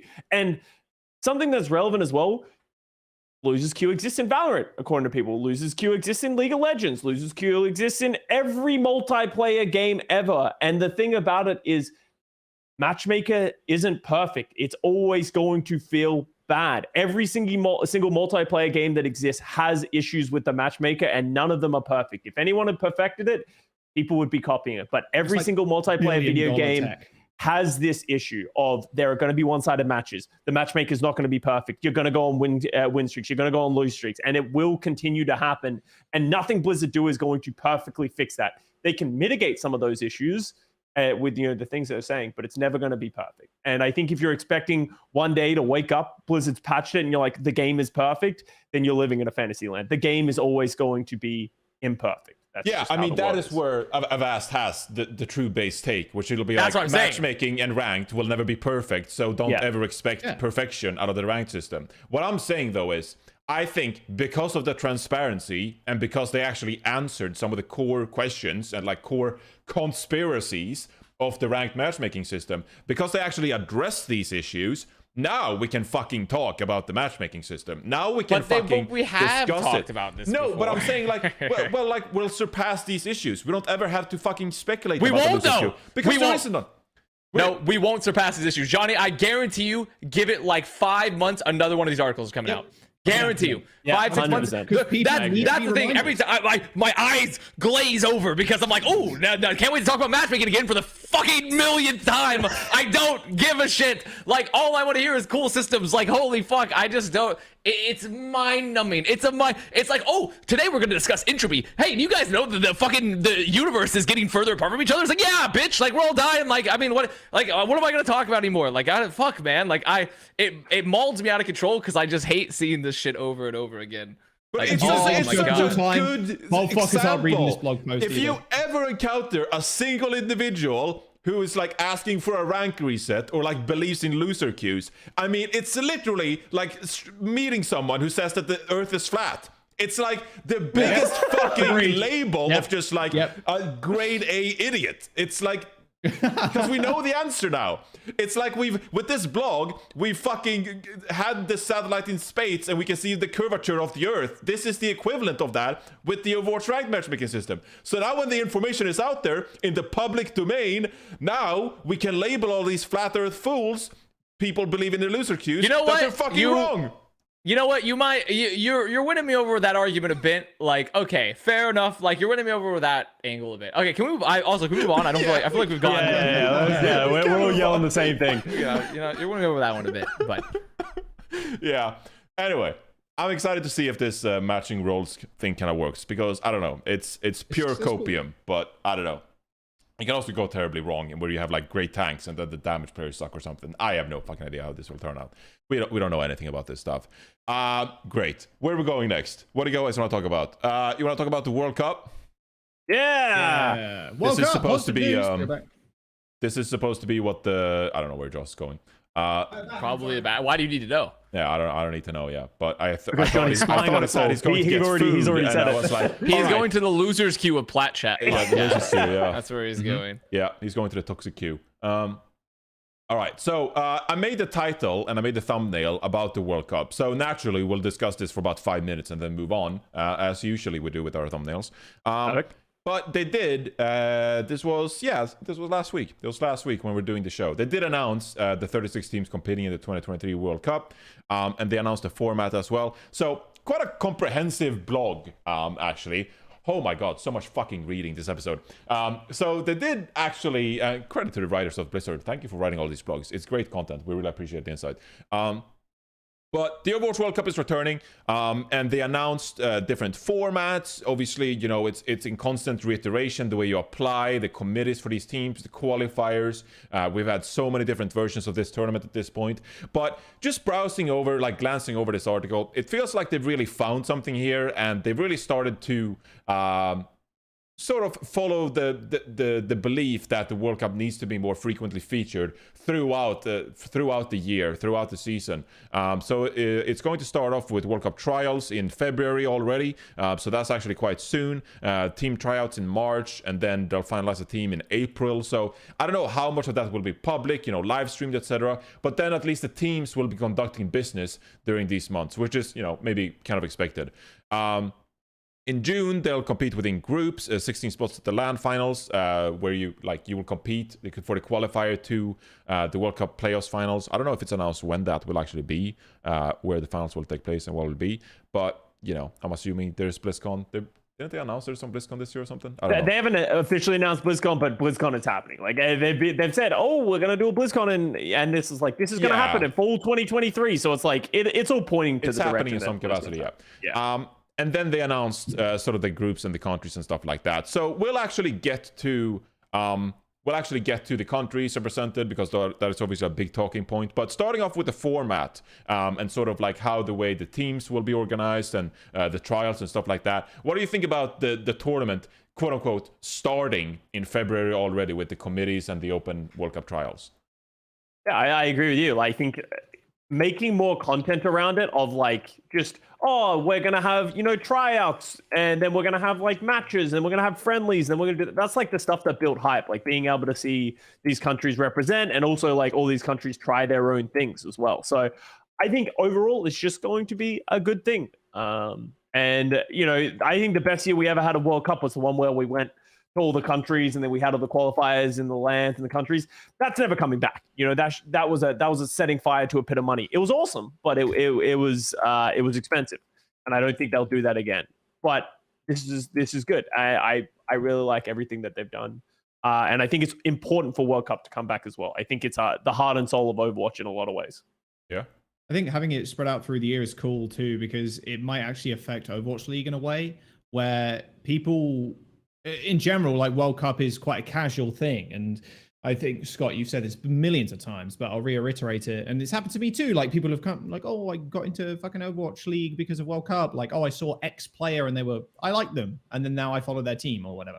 And having it throughout the year, I think is cool, because some of the players that maybe play in Overwatch League and also play in the World Cup, people be like, oh, wow, I like that guy from Trials. Like, Overwatch League is literally next weekend, or you can tune into the Overwatch League and watch that player play in OWL, or like, you know, some kind of small integrations that way, I think is fantastic. And building that hype up throughout the year is also really cool. And honestly, this is what we were almost missing. We have a giga-long off-season at this point. Jesus Christ, what we fucking February? I mean, it's pretty much the exact same off-season we said we didn't want to have at the end of last year. Now I know, yeah. But like, so just having things happening like all the fucking time is only a good thing. Like, it's only a good fucking thing. So it's pretty exciting. Overwatch Esports just happening throughout the whole year, both with Overwatch League and simultaneously other shit happening on the side of it is fucking great. I think the World Cup coming back is one of the best things that's going to happen.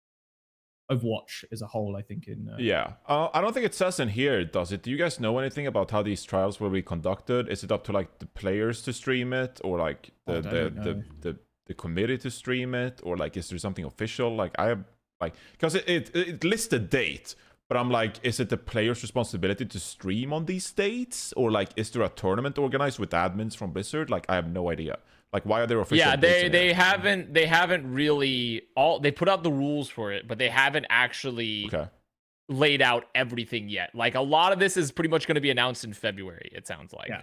So there's a lot of things because like I don't really understand how the World Cup trials is going to exactly work either, because the World Cup trials is for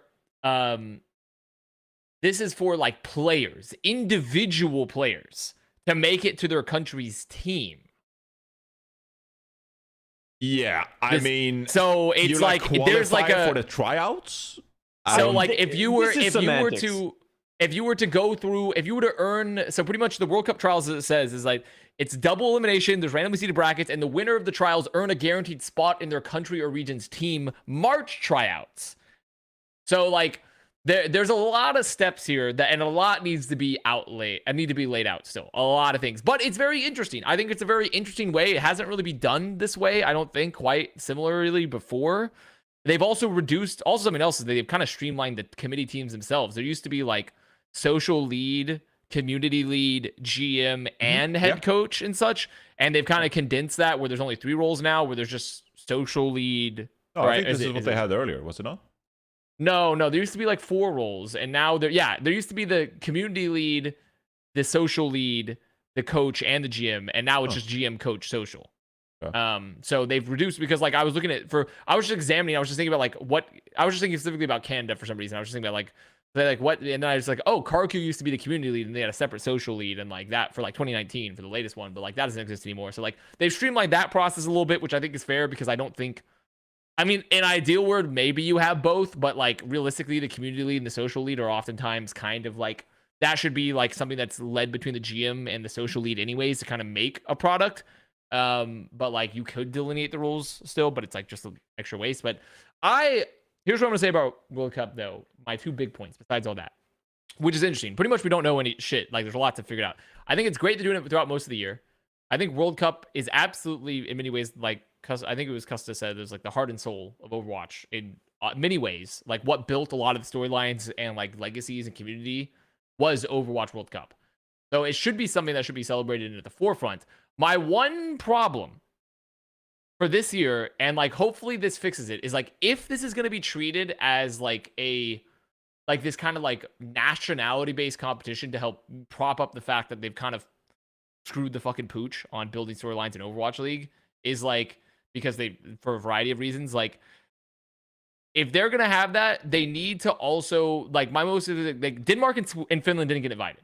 Okay, which is crazy. Denmark and Finland didn't get invited to the team. They are going to absolutely shit stomp their way through like the wild card tournament, because they have something really cool where the teams that don't get invited, they have a wild card tournament. That is great. That's cool. You have an option to earn your way into the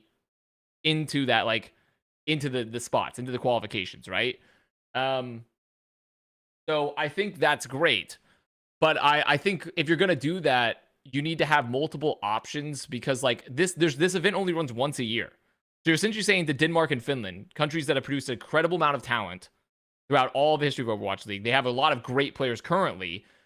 Like, you guys get one shot, versus like how Valorant did it, where like they initially invited, let's say for example, Japan, and Japan got an invitation to a lot of international events. Japan was ass. They were like mega ass at Valorant in the beginning, because they weren't typically big in like shooters. But because they kept on getting chances to compete and given resources to compete at international events, the interest in the game grew. The interest in competing grew. They could continually produce better and better teams and players and iterations of those teams and players. World Cup is a one-time event. We need to be, if the goal is to grow interest in companies that have a larger, or in countries that have a larger player base than, let's say, Denmark and Finland, right? We should be hosting multiple tournaments throughout the year. We should be throwing many resources at these countries. We can't just have World Cup be a one-time thing, and we kind of fuck over the countries that have been traditionally still producing talent and like making things. Two things here. So event. you know, just for transparency to the viewers, to the people who don't know, the reason Denmark and Finland wasn't included is because they decided to go via population-based system. Yes. So they invited, you know, the countries with the most population, and one could argue that they should have, you know, made exceptions and invited Denmark and Finland because they have a ton of great players. But that is like the reason why they went with it. I'm not saying that's right or wrong, but they did it based on a population. Yeah, and I don't have a problem. I actually don't have a problem with that system if it meant that they ran multiple events throughout the year that are World Cup style tournaments, because that makes sense then. Because then you're like, okay, we're continuing to give resources and let these countries that don't have a lot of great players or infrastructure right now compete. We're letting you get in there and continue to improve. We're giving you options to like grow your base. Like, you're saying I don't know. I'm just simply pointing out why I have the issue with it right now, because essentially right now they're essentially deprioritizing communities that have been continually to stay active in their game, like in terms of like they've produced great players. I mean, the greatest thing they could do would be to reward, like if you got top 4 at a World Cup, or like, yeah, I think Finland has probably gotten top 4. You know, when they're like Denmark got like top like 6 through. They went like 6 through 8. Right? Not that year where I prevented or where I granted Australia. Johnny knocked Denmark out and sent. No, I'm not talking. I'm talking about 2019. I'm talking about 2019. Like literally the latest World Cup, they had a great finish. Yeah, like, that was 2019. And the point being is that like I'm just saying, when you think about like who is like the Denmark team going to play against? Poland? Like who the fuck are they going to play against? Like it's just, the point being is that I think it's kind of a waste of time in this format, because those teams are like, we want to give all these huge player bases a chance to play, right? Guess what? They're just going to get their shit fucking rocked by Denmark like immediately. But how do you, like, my point is like, how do you, and I made a tweet about this, how do you quantify these countries? Because like obviously Finland and Denmark, they might be the only 2 countries of like, yeah, maybe they should have been included just like as an exception to the rule. But like, where's the cutoff? Because then you're going to have some other country be like, hey, we're pretty good too, right? And then you're like, well, like, let's say like the Netherlands, right? Like they can actually put together a pretty competitive team. They made the playoffs before. Yeah, they made the playoffs. Yeah. I don't know. Are they on the list? They're probably on the list of like. I think so. They probably. Or is it like? I'm checking in EMEA. It had, yes, Netherlands is in the EMEA. Yeah, so like, but like, what I'm trying to say is like there is a ton of countries that can like go for that, and I think they fixed it with the wild card system, right? Like if Denmark and Finland are as good as everyone says, they're just going to qualify through the wild card. The thing is, we don't really know how the wild card is working.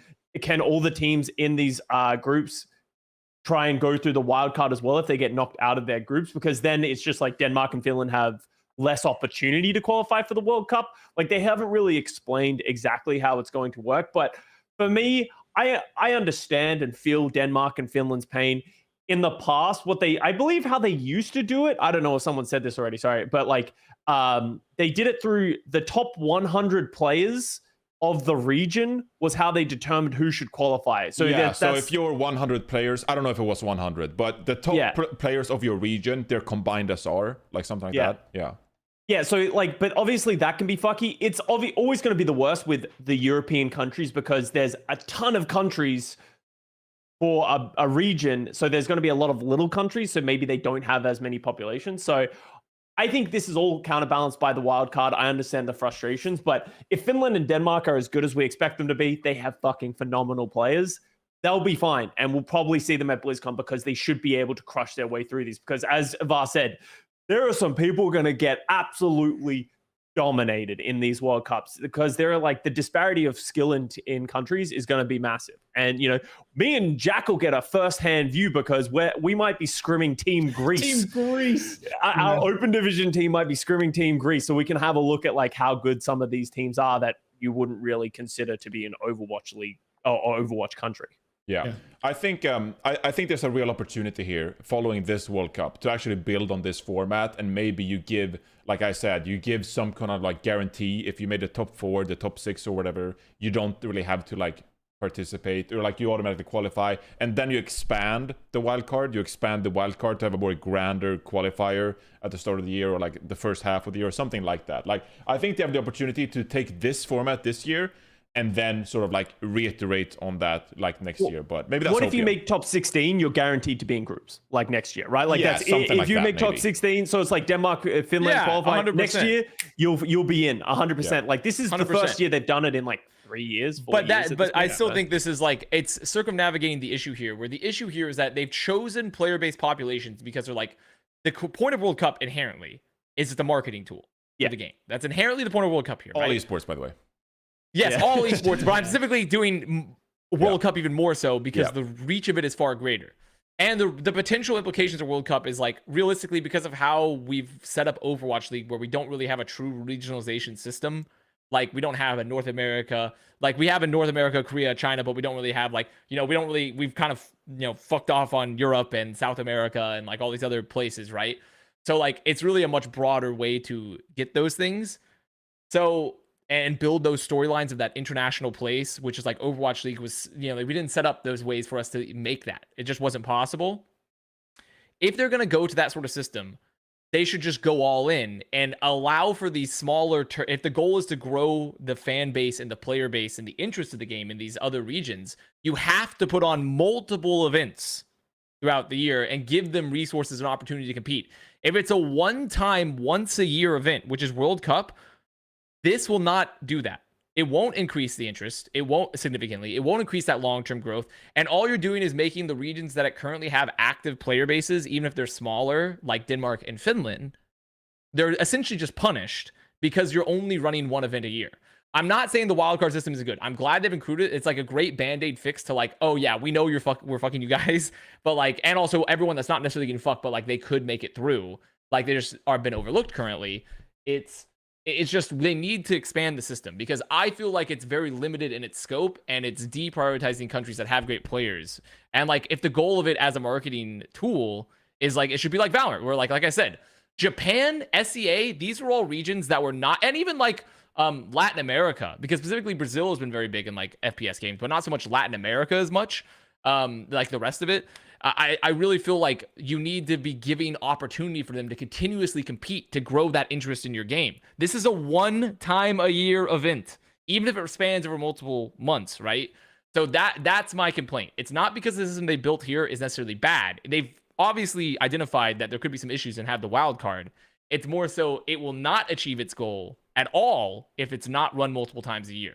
You need to be able to give access to play the game and have these sort of resources given to regions that have been kind of underdeveloped in the Overwatch system now. Because pretty much right now we're in a three region system. Like we have North America, Korea, China. Europe is kind of like it's still producing stuff, but it's kind of left on the vine to die. South America was complete, and Brazil were completely abandoned.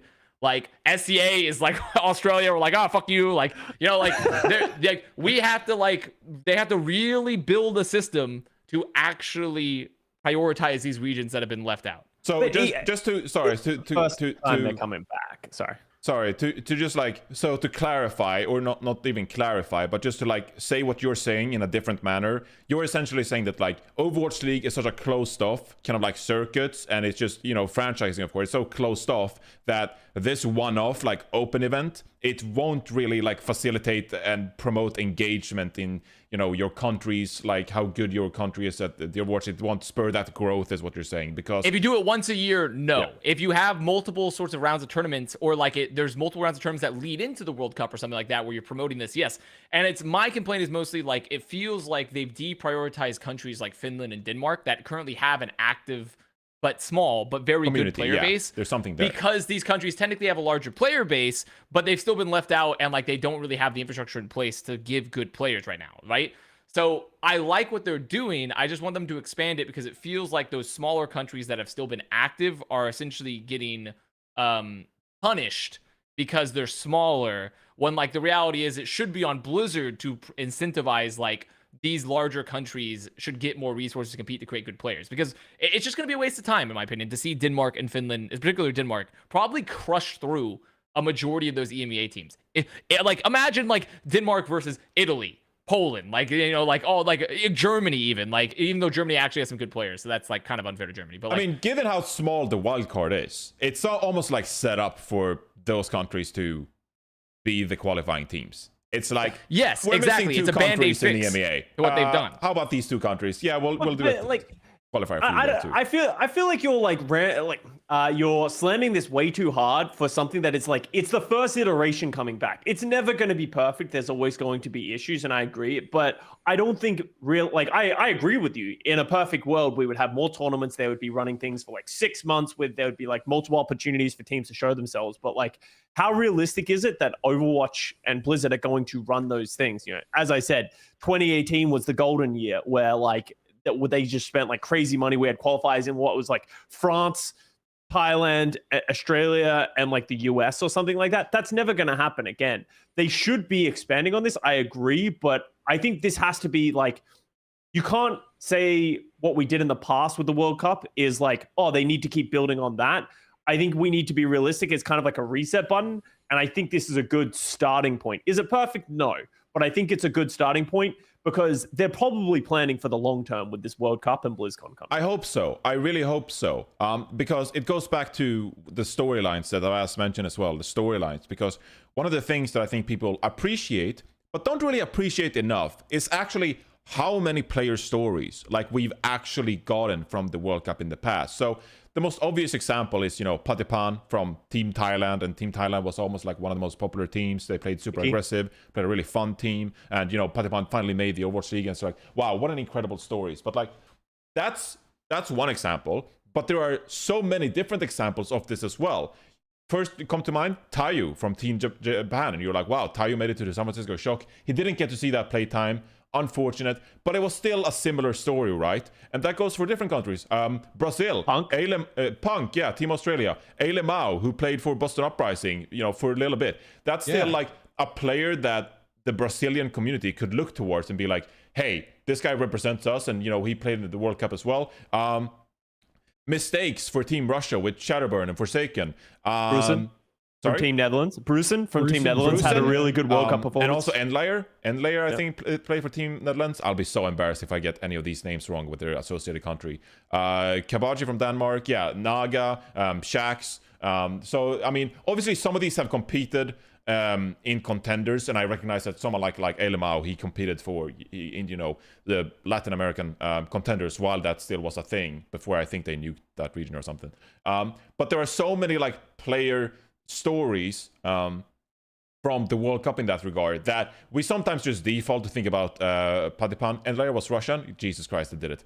Fuck. But then the Team UK is the same thing. Yeah. So I think what Avast is trying to say is like, okay, great that we have a qualifier, once a year, and maybe we do like trials once in a while. But if we were able to take the Patipan storyline, and instead of seeing him playing a qualifier that he'll fail to qualify in once a year, let's see Team Thailand play something 3 times a year or 4 times a year, because that will inherently promote more player base and community growth within Thailand itself. And so that's sort of what I think Avast is going for here, where he's like, let's promote this competition throughout the year more regularly to promote some of these regions to actually become more associative with their community and their fan base. And that way you'll actually, grow some of these nations and their interest in the game itself. I think that's kind of what you're saying from a big picture. That's essentially what I'm summing up. I'm essentially summing up that like, I literally see their end game with this. Their end game by basing the player population for the World Cup is like, they want to grow the active player base and the interest in the game. But like holding a one-time, once-a-year event is not gonna cut it. And I do understand it's the first iteration, and obviously the first iteration is going to grow, like it's going to get better and better. But I also don't see what stopped them doing it starting out as like, considering it's been what, 4 years now since World Cup. Like, why could we? What do you mean by one-time event? Are you talking about BlizzCon, or you're talking about the group qualifier? I'm talking about the whole, like, World Cup as a process is a single event, right? It's all, you're playing the qualifiers, and then you're hoping, or you're getting invited, and then you're playing World Cup, right? These aren't multiple tournaments being played to like increase interest in the game or the regions. So what are your options here? Like, let me ask you. So you want like a mini World Cup, like halfway through the year as well, or do you want? Once again, I already said. Nations I'm not totally sure what I want that to be. I'm simply recognizing I see what they want to do, and I'm seeing here are the problems and how other games have done it, like Valorant, to increase like to pretty much grow regions like Japan, right? Or to grow regions like Turkey or Latin America. I've seen how it's worked in other games where it's been a really good success. And I want to see those sort of systems replicated in Overwatch because it's clear that is the goal of them bringing back World Cup in this format, is that they want to once again, and they're targeting countries, not countries based off who's had a lot of success in the past and currently have an active player and currently have like a good, if small, player base, but they're basing off of like potential markets and the amount of people and players there. So I'm simply just throwing out my brain and I'm saying here's what I like about this and here's why I think they need to expand it. I don't know all the solutions right now because I haven't sat in their, I don't have access to all their data. I don't have all access to all their ideation processes, right?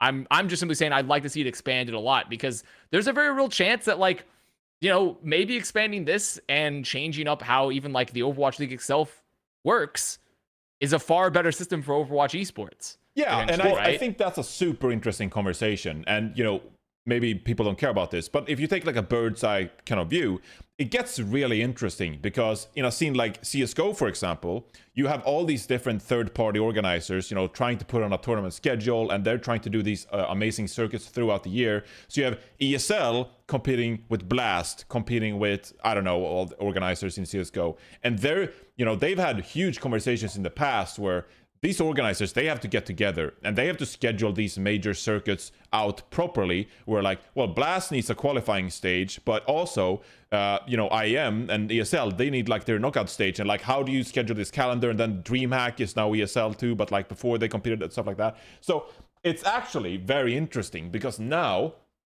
we found ourselves in a situation where everyone's begging for the World Cup to come back because the World Cup, as you said, heart and soul of Overwatch, one of the most important events we have throughout the year. So we say, all right, we'll make World Cup more frequent. Let's have World Cup be more featured in the calendar year.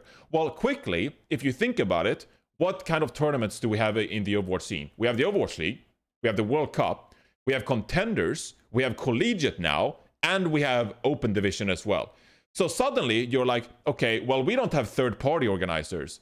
Well, now we also want show matches for teams in the Overwatch League. We want show matches. We want third-party tournaments for them as well. Quickly, we're running out of like space in the calendar for all of these tournament systems to function within the single ecosystem, which is the Overwatch. And so you're getting into this conversation where you're like, well, let's make World Cup more featured throughout the year, okay? And you could say, well, like, there's fucking nothing going on in December, January, February. Okay, I get that. That's a valid argument. But you're sort of like, you need to figure out, if you're Blizzard, you need to figure out here, okay, what tournaments, like what league designs do we like prefer? Overwatch League probably, World Cup probably, but who is going to suffer from the lack of like weekends available throughout the year? Contenders, how much time are they going to have? Are we going to separate contenders and collegiate? Are they going to compete with each other? So that's sort of like a dilemma you get into, and I think it's super interesting. I haven't thought about this at all. But you sort of need to find a way to balance all of these different kind of like associations you have now to make them all viable, to make them all interesting, and to make them all flourish. Or otherwise, you'll have to take one of these modes, maybe contenders, and just put it on the chopping block because you'd rather want World Cup to take up more time of that calendar year. So I think, you know, it's a super unreasonable thing for me to say when we had like a fucking 4 or 5 month off season. But I still think it's a conversation that's very interesting that I think they're having internally. We're like, well, what is our calendar year going to look like if we have all of these tournament structures set up, and how are we going to figure out what gets what amount of time? So I agree. I think there just needs a collaboration and a solution to just the amount of off season. There is not anything going for such a long amount of time, like, and it's just awful. And even for this year, we're going to have the Overwatch League come back around the time that this happens, and we're going to have this massive, you know, chunk of content from like what, like let's say like April to November, and then we're gonna have another 5-month season where like nothing is there. That's the prime time to do stuff that, you know, Avast is talking about or Johnny is talking about, and just like filling it in with like, you know, regional you know, smaller type things. So I don't know, it came as too often too inflammatory, I think, towards the system. I think it's great. I'm really happy. I'm glad they put the wildcard system. It's just I see what their end goal is with it. And I know that currently what they're doing is not enough to get there. Yeah. So that's the main point.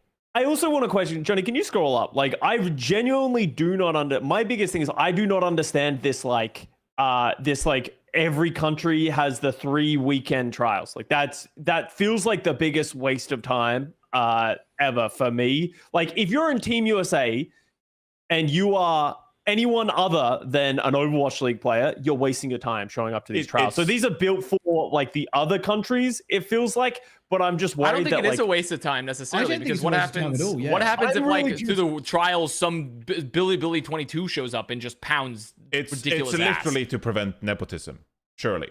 Yeah. Where you're like, But the also, general I think manager I and the think coach it's to is like, just give we're going to try out, opportunities to yeah, people. we're going to try out these players play in the Overwatch League, and that's it. And like everyone who aspires to play for Team America, they're like, what the fuck, dude? Like we're a contenders team, and we're like, what the fuck? We're not even given the chance. We're just like, okay, sure enough. Usually the coach, usually the general manager, they know best. But I think this is just like a carrot on a stick for open division players, contenders players, to sort of like, hey, I can represent the United States of America. I am going to be guaranteed a spot in the World Cup, in the America trials now, because I won this trial or whatever.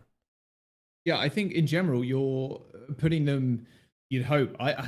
This is kind of confusing too. Are they streamed? Like, I assume like We don't know. It's all going to be revealed in like February. It seems Problem. promising because, sorry to interrupt again. It seems promising because there will be like a website. Yeah, so it says trial sign-up. sign-ups, so we'll open a new website, and you can find your team and compete against the best of the team. So it's also like there will be a portal where hopefully you can find other people and of I your think country. That is quite important too. Even if you're not going to get picked up, I don't think it's a waste of time. Take Team USA, for example, because you're going to get broadcasted and you're going to get your name out there, and maybe contenders teams, trials teams, whatever the fuck. People might be like, oh shit, Billy 22 is pretty fucking good on Sojourn, you know, or fucking Junk Queen or some shit like that. I'm just worried it's not going to be leveraged that way.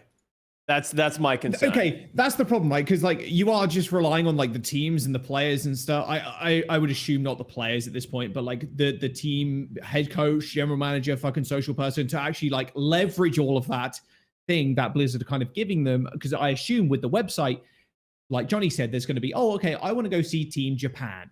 I want to go watch their stream and their tryouts and shit like that. Then that has got to be kind of pushed onto social media using the social person. Head coach has got to be in the scrims, maybe talking on the fucking stream and stuff like this. Like that has to be leveraged for sure. But I think what Blizz are doing here, just giving the tools to people and go like, please, like you've got to do but that's this. it. Like, They're just sort of saying, oh, you have to run qualifiers here. Please make it useful, right? Like that's my feeling. That I'm worried there's not going to be enough organization to it, and it's just going to kind of be like. It's just going to be a kind of a shit show. That's my fear of just like, because Great. There will be so much fucking drama just fueling from this committee and the subjective. Like, our general manager sucks ass. He's not talking to Blizzard. It's like, oh, there'll be fucking coup de tuts and everything against the, great. There will be so much fucking juice flowing around this committee. It'll be great. That's the bad part. And it is on Blizzard to help make that, like, the goal is like you can't have it both ways, right? You can't create like a really innovative, like interesting, like you can't be like, I want to create an amazing marketing tool because we've kind of been, shitting the bed on this and not invest a bunch of resources in it. Like you have to either go all out and like within reason, or you have to admit that there's going to be some, inefficiencies, and you're going to have to like rely on other people to make it work. You can't have it like always, right? So like, and if it's inefficient, like Johnny says, hey, let's drama Mondays. Let's fucking go. Like, hooray. Drama's back, boys. Drama's back on the menu. Back on the menu. Yeah. And the Overwatch League can't find them. So, it's free. It's free. And we don't have to get judged for it. Oh, boy. Wow. Yeah, so I think if there's nothing else to add, I think we did a pretty good job summing it up here. We could overall, talk it's about... really good, though. It's a good iteration. I think this is a fantastic... Like, I'm very happy that it's back. I looked too far into the future in my sphere. So... Yeah. We could discuss about like what teams will make it out, but I think we can do it at a later date. We can see the rosters, and I think we'll have a lot of fun with it. They have the distribution. I think after the trial period, it'd be cool to see, because there might be some teams that like surprise us and stuff like that. Yeah. See who has studied up on all the trials. I'll personally be tuning into Ecuador's trials and see who participates in those trials. So I think the community, like all the community, like the panels of people are going to be really interesting this year. Like, because there's been a lot of old heads that have left. Some have returned. Like, it's going to be like very interesting to see what the communities are going to do. And also I think that's part of the fun of World Cup is like Blizzard should also be incentivized to select, even if they're maybe not as popular, to select very good quality candidates to help leverage. The point of the World Cup team is to be a marketing like product and like a cohesive thing. You want to get people that are interested in like building like content, building a whole product, like going to potential even sponsors and partners, right, and selling that. Like you that's like the great parts of the World Cup, is that you can have all these people essentially work by proxy for you to market your game, and if you select good people, like you can create some amazing content. Like if theoretically, like I'm not saying BP is the best choice, but if Bad Pachimari is like the UK like social lead, like, and he works with the GM and they create like some insane like Nando's collaboration with Team UK, like that's fucking cool. That's the whole point of like World Cup. So like I'm really excited to see how that works out this year. Speaking of teams that could surprise us too, that's also quite funny because people love to. BP is obviously a very good example because he does create a lot of memes. And he's a small little figure in the Overwatch ecosystem, and if he's on Team UK doing that kind of stuff, it's like, oh, that's fucking awesome. You kind of expect it, right? But if there's a Team Guatemala, for example, I don't know many Guatemalan Overwatch. I don't know any Guatemalan Overwatch players, but if they suddenly come out and their players are, they're pretty decent, but like their community lead or their social lead or whatever kind of pops off with content and shit like that, people are going to be like, man, it's kind of cool. People love when people create content and like funny shit. And honestly, I'm pretty excited about the kind of content that's going to come out from various teams and countries that we've never fucking heard of, like players coming from before. I think it'll be awesome. Go on. The thing that I just want to add, something that we do need to praise Blizzard for, they are inviting 16 teams to BlizzCon. I think it was 2019, they only invited 8. 16 is a lot of teams and players to fly to, LA. China being guaranteed, by the way. China being guaranteed, right? Which and 8 was already crazy. 8, like, I'm just remembering, like, the group stage, like, casting the group stages and, like, the 8 teams. God, it was, like, we had, like, 4 duos casting with the desk doing, like, our red zone moments, like casting nonstop for, like, I remember, like, the days with the fire alarm got pulled in 2019. It was, like, 10-hour days. It was 10-hour days of casting, like, double limb rounds. But they're fun, right? Like, I'm actually super fucking hyped for BlizzCon this year and, like, the World Cup coming back. It's going to be a lot of fun. Like, especially because we just recently went back to Anaheim and we did it at the grand finals out of the convention center. Like, oh man, I'm so excited. World Cup slaps. World Cup slaps. World Cup is absolutely a slapper. Even 2019, which was like kind of a neutered version of our previous years of World Cup, was still slapping. It was still fun. It was still great. Like, it's like getting the community together and like getting everyone together.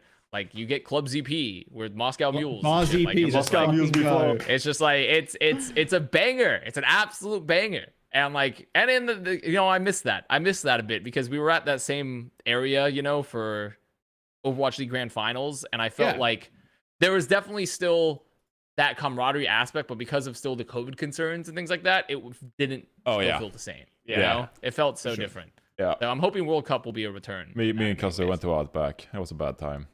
Oh, fucking Outback, bro. Don't get me started on how shit Outback Steakhouse is and just an insult to my fucking culture. I'm sorry. No, I'm sorry. I'm getting angry. And you got COVID. Wouldn't get angry.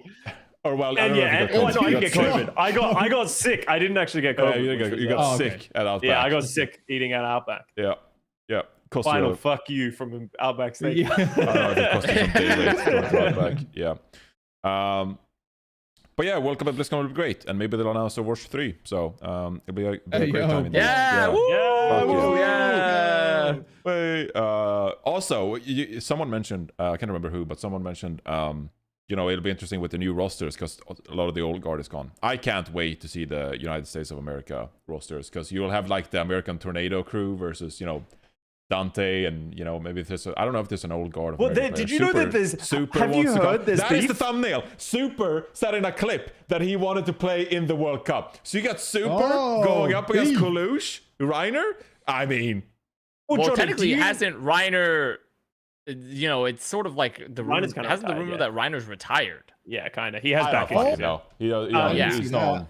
But Johnny, did you know that there's beef with the American Tornado Boys and Dante because of what he said on our show last week? No, not the tweet. He said that like they got to check their egos. He was talking because of the podcast. Yeah, because of the podcast. On the podcast, apparently there's beef now. So we're just stirring. Dude, the I'm pot. so glad for Dante to be. I'm so glad for Dante to be entering his like old esport boomer arc, like he's been around for ages. He's been dropping some like real base, like holy shit, you have some age takes, like hey, like pros, stop being such assholes in ranked. And it's like, actually kind of fair. Like, fair point. Like actually, like, completely fair. Like, I'm glad that Dante has entered his boomer era of takes where it's like, listen here, whippersnappers, like, you don't understand. Like, but like, it's like actually good. Good. Yeah, as long as he actually plays in the league, because it gets a point where you retire and you're like me, Avast, and Custa, and you're like, well, you guys used to play, but you're like so boomer that you're not even in the league anymore. We're so out of it. People, they don't care about us anymore. Yeah. So we stand Dante. Keep it up, Dante. Okay. Love you, buddy. I also want to add, I want to see what Team South Korea puts in, because the last iteration that we saw of South Korea, the one that the US won, not to take this away from Team USA. Team USA was very good, but Team South Korea did not put their best foot forward in 2019. Like they had a weird team. I want to see what the best thing that they can, because everyone's going to want to come to this World Cup because it's the first one in such a long time. Like, you can put together a crazy South Korea team, but I think the US can compete as well. Yeah. I mean, 100%, yeah. A big part of that as well, if I remember correctly, it was so long ago now. But the Overwatch League season was so exhausting back then that like the Korean players were just like, we're burnt out. Like we literally just want to go home. Like we just don't want to play anymore. But it seems like the Overwatch League format, with earlier years, it seems like a point of importance for them has also been to promote some breaks, some stage breaks in between the season and stuff like that. So maybe that'll help some of the Korean players to be motivated to participate in the World Cup as well. So, because it's the thumbnail, I just need to ask, is there any chance that Super actually plays for USA? Yeah, 100%. I think so. He's that good that he could just come in and like, Hawk, sorry, Hawk, I'm replacing you. I believe he could. I believe he could do it. I think he'll compete. I think he'll compete for the spot. Like I think he'll be able to fight them. But here's the thing: do we think Super can hang on every single hero as a solo tank? He's never done it at the highest level. He hasn't been scrimming. As someone like I was never as good as Super. Super's fucking a Giga Warlord gamer. But like I'd be very impressed if he can show up to those trials and hang with Hawk and Kalush and that kind of stuff. I'll be impressed. Also, even if he can't exactly quite be like, let's say he's not like perfect, like better at exactly every role. I'm just gonna say, like, obviously it depends on the goals of the team. Everyone wants to win, but like, yes, even if you have a downgrade potentially on getting Super, does your World Cup run become way more hype and more memorable and like things like that? Like, what are the goals of World Cup? Are the goals of World Cup to like win everything all the time? Or is it also to create like a really cool, entertaining product? And getting Super is not like, oh, you're getting some random shitter. Like you're getting Super. No, I mean, this is bad. This is bad to feed his ego this way. But it has to be said. Super, it just has to be said. Super is the best Western tank player to ever play the game. Yeah. And so him coming back, and by the way, the most flexible Western tank player to ever play the game. And now you're going into a one tank game. He could have played last year, but for different reasons he decided not to. So like, it's not like some popular streamer that can only one trick a hero comes in, Kefri, and like tries to participate in the World Cup and make a name for himself. It's like, no, super versatile tank, fucking perfect for Overwatch 2. And sorry, that was so out of. I mean, you can see the return of the Kefri. I want to be on literally Team like the USA. perfect example to come back out of retirement to do it. One more step further. Does XQC play for Canada? Yeah. Whoa, shit! No. How fucking hype would that be? I'm just saying. Now, and he won't be able. He won't be distracted like he was last World Cup, where he was playing Overwatch 2 instead of playing World Cup. He was just like, now the game's out. He can't be distracted anymore. They don't have to put Mangachu on tank. They can do it. So true, dude. That would be fucking sick. I agree with Connor's point. I think you do.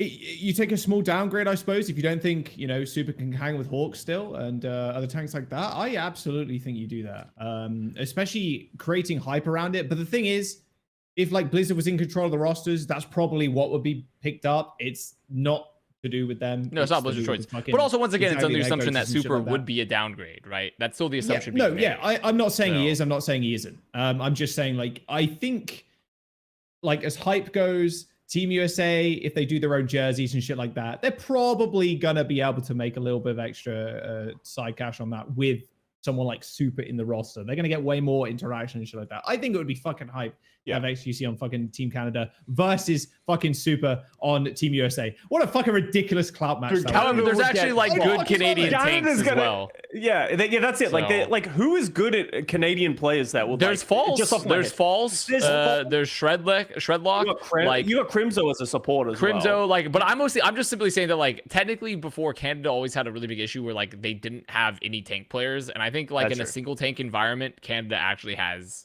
some options, but that you could even fucking bring out Note if you wanted to. But like, I don't, there you go. I don't think that's gonna happen. But like, it's I was told there's some rumors to the grapevine talking to some people that maybe Note throws his hat into the ring for like a GM role or something. Seeker is Canadian.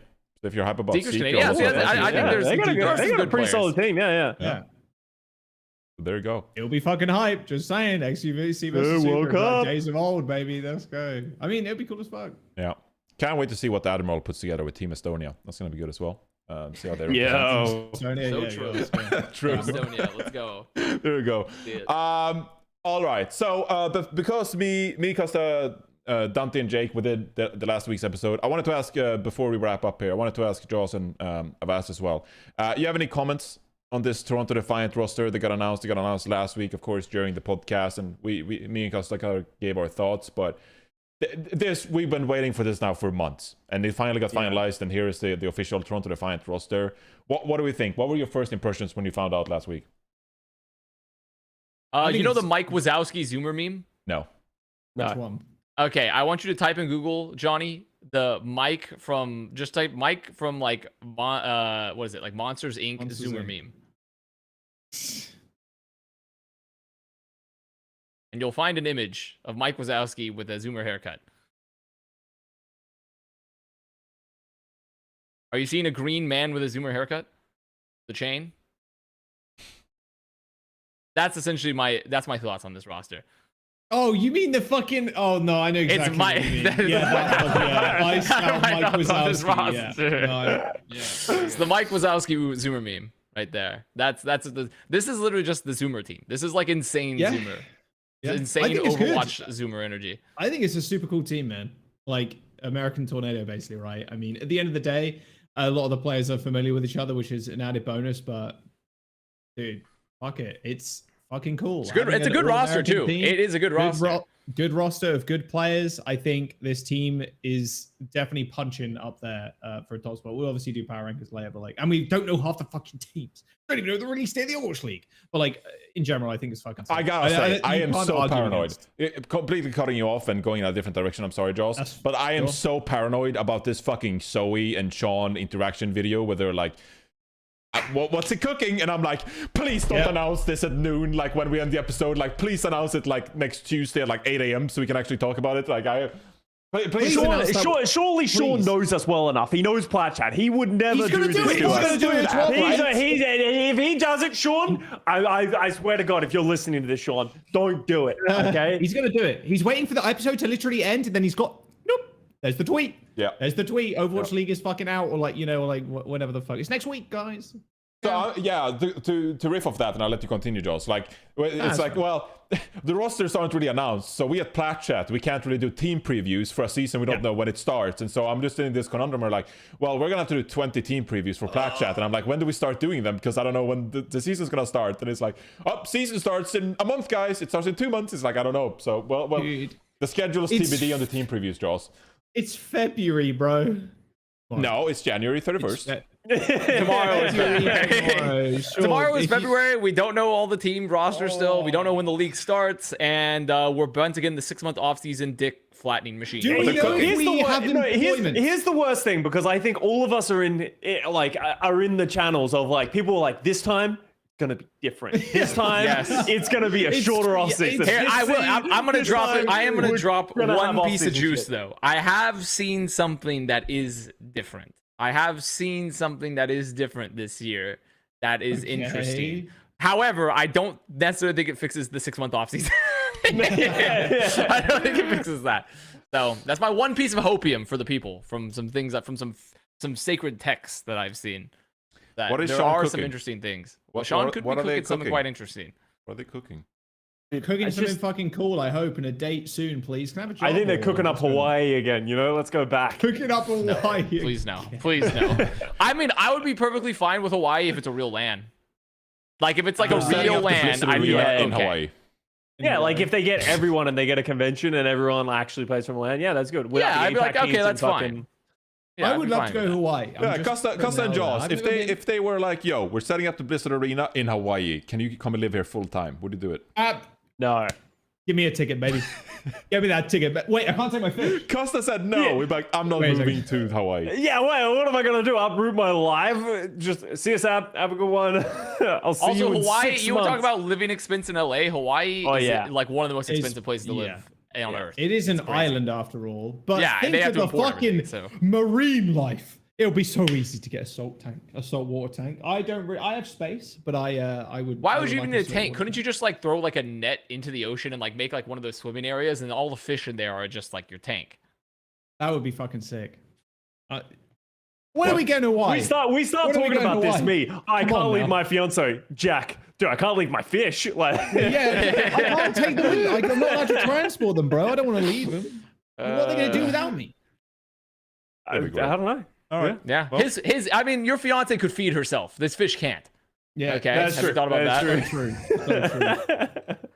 All right. We don't know what Sean is cooking, but yeah, I don't know. Where do we go with that? Yeah, the Toronto roster. Yeah, we don't. They're a good roster. That's a good roster. They should be aiming for like a top. Realistically, with that roster, you should be ideally aiming for like a top 5 finish in the Overwatch League. I'd say top 4 in Americas. Yeah, I mean, Well, I think a Ross realistic goal is like gonna top get 3. soon, right? I think if they can hit top 3, I think that's a success for their roster. I think Do you think they'll get top 3 in Americas?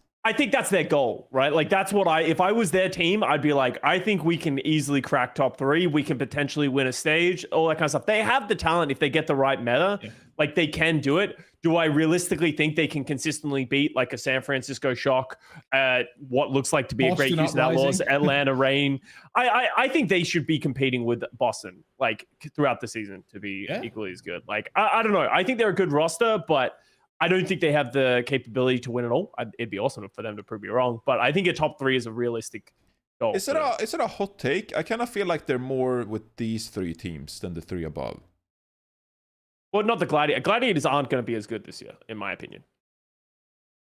I I think agree. Gladiators. But we still don't know the roster, so we still don't even know the full but like roster, from what I'm looking at right now, I'm just not sold on it. Well, maybe that's because, as you said, it's not a full roster. But like some of these other teams are fucking crazy good. Like Atlanta, like if they can get over the communication issues, nuts. Houston Outlaws roster is crazy. Boston Uprising, Dallas Fuel has a good roster. San Francisco, there's like It's so stacked. It's so stacked. It is. One of them is going to pop off. One of them is going to astronomically fail in like some crazy way. So we'll see. Even Florida's sneaky good. Yeah. Somewhat. Florida's sneaky good, right? Like Torong. Yeah. Dude, it's crazy. This upcoming season's gonna be so stacked. It's unbelievable. If you don't look at the APAC region, it's such a stacked season. Hey, Soul's got profit. They have profit on their team. And that's it. Did you see they did a recent announcement for open trials like a week ago? And I'm like, this is when you're doing open trials? Isn't that their second trials? Haven't they posted 2 announcements? Yeah, but posting a second one this late in the game just makes me What worry. if like no one like tried out? What if like they didn't get it enough? They're like, please try out for the team. And then they're like, oh, we have profit now. Everyone's like, okay, fine, I'll sign up. Oh, yeah. You know? I want to see what Valiant can cook up. I want to see if Valiant's like, will they be compete? Will they all be like? Are we doing like? Have you ever seen like those like like the walled city of like that forbidden city they condemned in China, where it was like they all had like little cubicle homes? Like, is that going to be Valiant's next team house? They're going to be like in those? Like, what's going to be happening? Like, I don't know. Like, what will they do? Will they just choose at this time? We're not even going to pretend to pay players. You guys are all just getting mouse pads. We're just going back to like 2008 esports. Like, I don't know. I can't wait to see what sort of flagrant violations Valiant can cook up next. Can't wait to see it. The fucking Valiant. I can't believe it.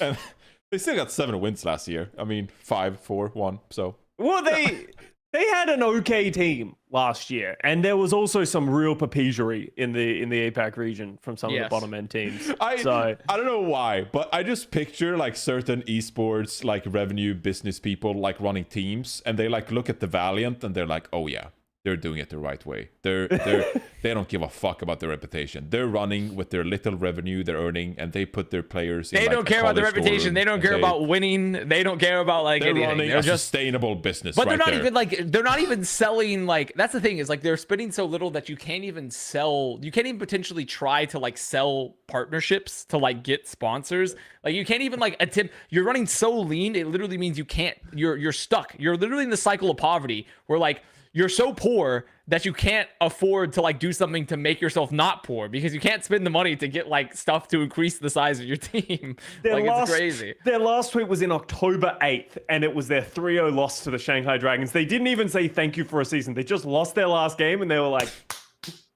peace. They had I was listening because say what you want about whatever. They did a Four Horsemen podcast with no, it was not a sentence. No, they did a Four Horsemen podcast with Lurpus, talking about the state of esports, and like they talked about a lot of the revenue issues that, of course, were going on in esports, sponsors, stuff like that. And Lurpus, I think, is involved with Immortals and running their teams like MIBR. He's part of ENS, who feels like a Counter-Strike team as well. And they talked about some of the financials because I think Lurpus worked pretty closely with like the financial industry. They have like a ticker and everything for like esports, something like that. So very knowledgeable when it comes to like the revenue and like financials and stuff like that when it comes to esports. And I don't know if he's like still officially like affiliated with Immortals or whatever, but they talked like about like how valuable like some of these franchise slots are now, and it's like how it's one of those things that like boomers, looking at sports teams, they can be like, oh well, this franchise spot, it's actually like a tangible thing that we can put a value on, and therefore it makes way more sense for us to buy a franchise slot in a franchise league versus open tournament team investing in like an esports team with player salaries in an open circuit. Like it doesn't make as much sense from an investment standpoint. But I was like, if Lurpus is still involved with the Immortals, I'd love to like fucking know how they like value this Los Angeles Valiant franchise spot and like how they decide how much money to invest. Because I mean, they're not even running it, right? They shipped it off to they just own it. They just own it. It's just it's LGE like, hey, putting up all the money and running it day to day to take care of it. So I'd love to just be a fly on the wall and be like, okay, well, if you do that, like, how much, like on paper, how much value do you put on this LA Valiant franchise spot if this is like how you're investing resources into it, and this is how like you're treating the brand? Like, I just love to be in those conversations. Like, I just love to know like what they're cooking, what they're thinking, what's going on. Because it's not great, but he seemed to make a pretty good case for franchise spots being a pretty good way for external investors to come into the space and actually assess value and make those calculations that boomers like to do. So anyway, I'd love to just know what goes into the LA Valiant, but we will never know, alas, or a black hole. So here we go. All right, that I think that's it for today's episode, unless you guys have anything else that Is this our bottom bar? Really talked about World Cup for 45 minutes? I forgot to change the topic bar. We talked about the World Cup, and I had the explaining matchmaker goals up for like 40 minutes, and then I felt bad. I forgot to produce. Today Johnny figured out you could set the camera FPS speeds. I don't even know if it made a difference. Has anyone in YouTube chat seen a difference in Avast frame rate? So quick! Holy shit! Was my frame rate bad? I don't know. I just turned it up and was like, I don't know. Well, was there anything else to talk about? No, I don't think so. Brenn's player of the week. Okay. Let's give it to Rush. Rush. Yeah. No, he's getting married. He's getting married. Yeah. Technically, we do have the Bren exemption where Bren technically gave the player of the week to anyone that will be married, has been married, will ever be married in the future. But like, whatever. Wait, what? Like, her dress is crazy, by the way. Have you seen the married man meta 27 days ago? Is that when they got engaged? I think that's when they got in. I think that's when they got engaged, and then they posted an update. This is essentially they did the dynasty tryouts, but it's for the just stages of the marriage. So okay, there's multiple different announcements of the same thing. Hello, anyway. I'm finally getting married. We ask for your support so they can live happily for a long time to come. Oh, yeah. Her dress is Oh my insane. God, They're what a very wedding like, invitation. her dress Holy is shit. crazy. Insane Damn. shit, bro. I Also, bet does she's that gonna mean you're have like- like attendance to hold that. Yeah, you need like 1000%. Most of those dresses as well, like usually after the ceremony, they have a way in which you can like unclip it so that you like don't have to walk through around that dress the entire reception and stuff like that. But or maybe she'll have a completely different dress. But sorry, I'm in wedding mode as well. So Same. I'm like, these fuckers are it's- playing Valheim, and I'm here sending emails. Like, Yeah, they're Yeah, incredible. Yeah. Valheim wedding. Let's do it. Valheim Yeah. wedding. Let's, Yeah, let's do it. there we go. baby. It's perfect. Perfect. We'll Well, invite there you Rush. go, Rush. You get to get the player of the week. There you go. Woo. You get Rush, that Rush. for getting married. So, we Damn, want to Bren's get gonna be married. pissed. what did Moby Yeah, Dick Bren's say? gonna be so mad when he watches this episode, like he does. Every Yeah, week. I can't He's wait for gonna him be to so watch mad. this He's gonna be episode. so Plat Chat. mad. I'm pretty sure he doesn't know that Plat Chat Overwatch happens. I'm gonna be honest. I Gonna keep it actually real. listened to Rarely- Plat Chat Brendan doesn't know Valorant many a couple of weeks ago, and he accidentally said heroes instead of agents, and he was like, "Oh my god, I haven't thought about Overwatch in years," and I was like, "Wait, no, really?" And I was like, "What?" So Not at all. not at all. You haven't thought about us at To be all, fair, man. the Valorant crypto throwing saga was very funny. A very funny listen to on the I missed out on Valorant that, side man. of things. It was, it was very funny. Alas, Love that. congrats, Rush. Friends Player of the Week. Here we go. It was an eventful episode, guys. We did a lot of reading. Yeah. We did a lot of expanding on blogs. We learned about Zoomer Mike. It's been a good episode. Thank you guys for being on this week. Awesome. Of course. Yeah. Yeah, As have a great always. week. And I Hopefully think, something useful comes out for next week. Well, we have actually the season drops. Yeah. Next. True. Oh yeah, that's true. Is it what? So, new patch, yeah, maybe. it'll probably drop in the middle of the episode. Oh fuck. I mean, yeah, they'll probably do will, a, you're they'll right. do a 10 a.m. And then you know what, PST, everyone, you can just go read up on the SVP podcast because I'm sure everyone was watching that instead of this. So Yeah. everyone Yeah. was like, "What are the devs saying?" So Absolutely.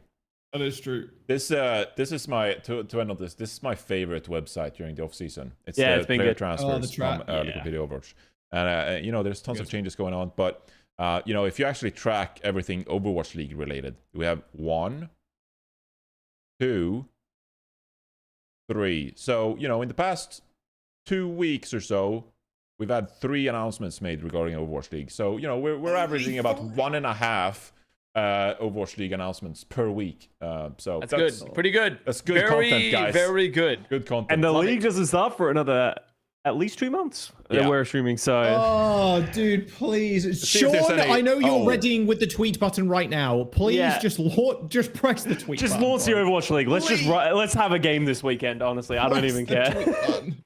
You guys, you guys gonna tune into these Intel Inspires High School wildcard qualifiers? Yeah, all the time. As for ones, I'm gonna be honest with you. I'm gonna play Valheim. I gotta go work. So Good stuff. Well, Imagine weather. working.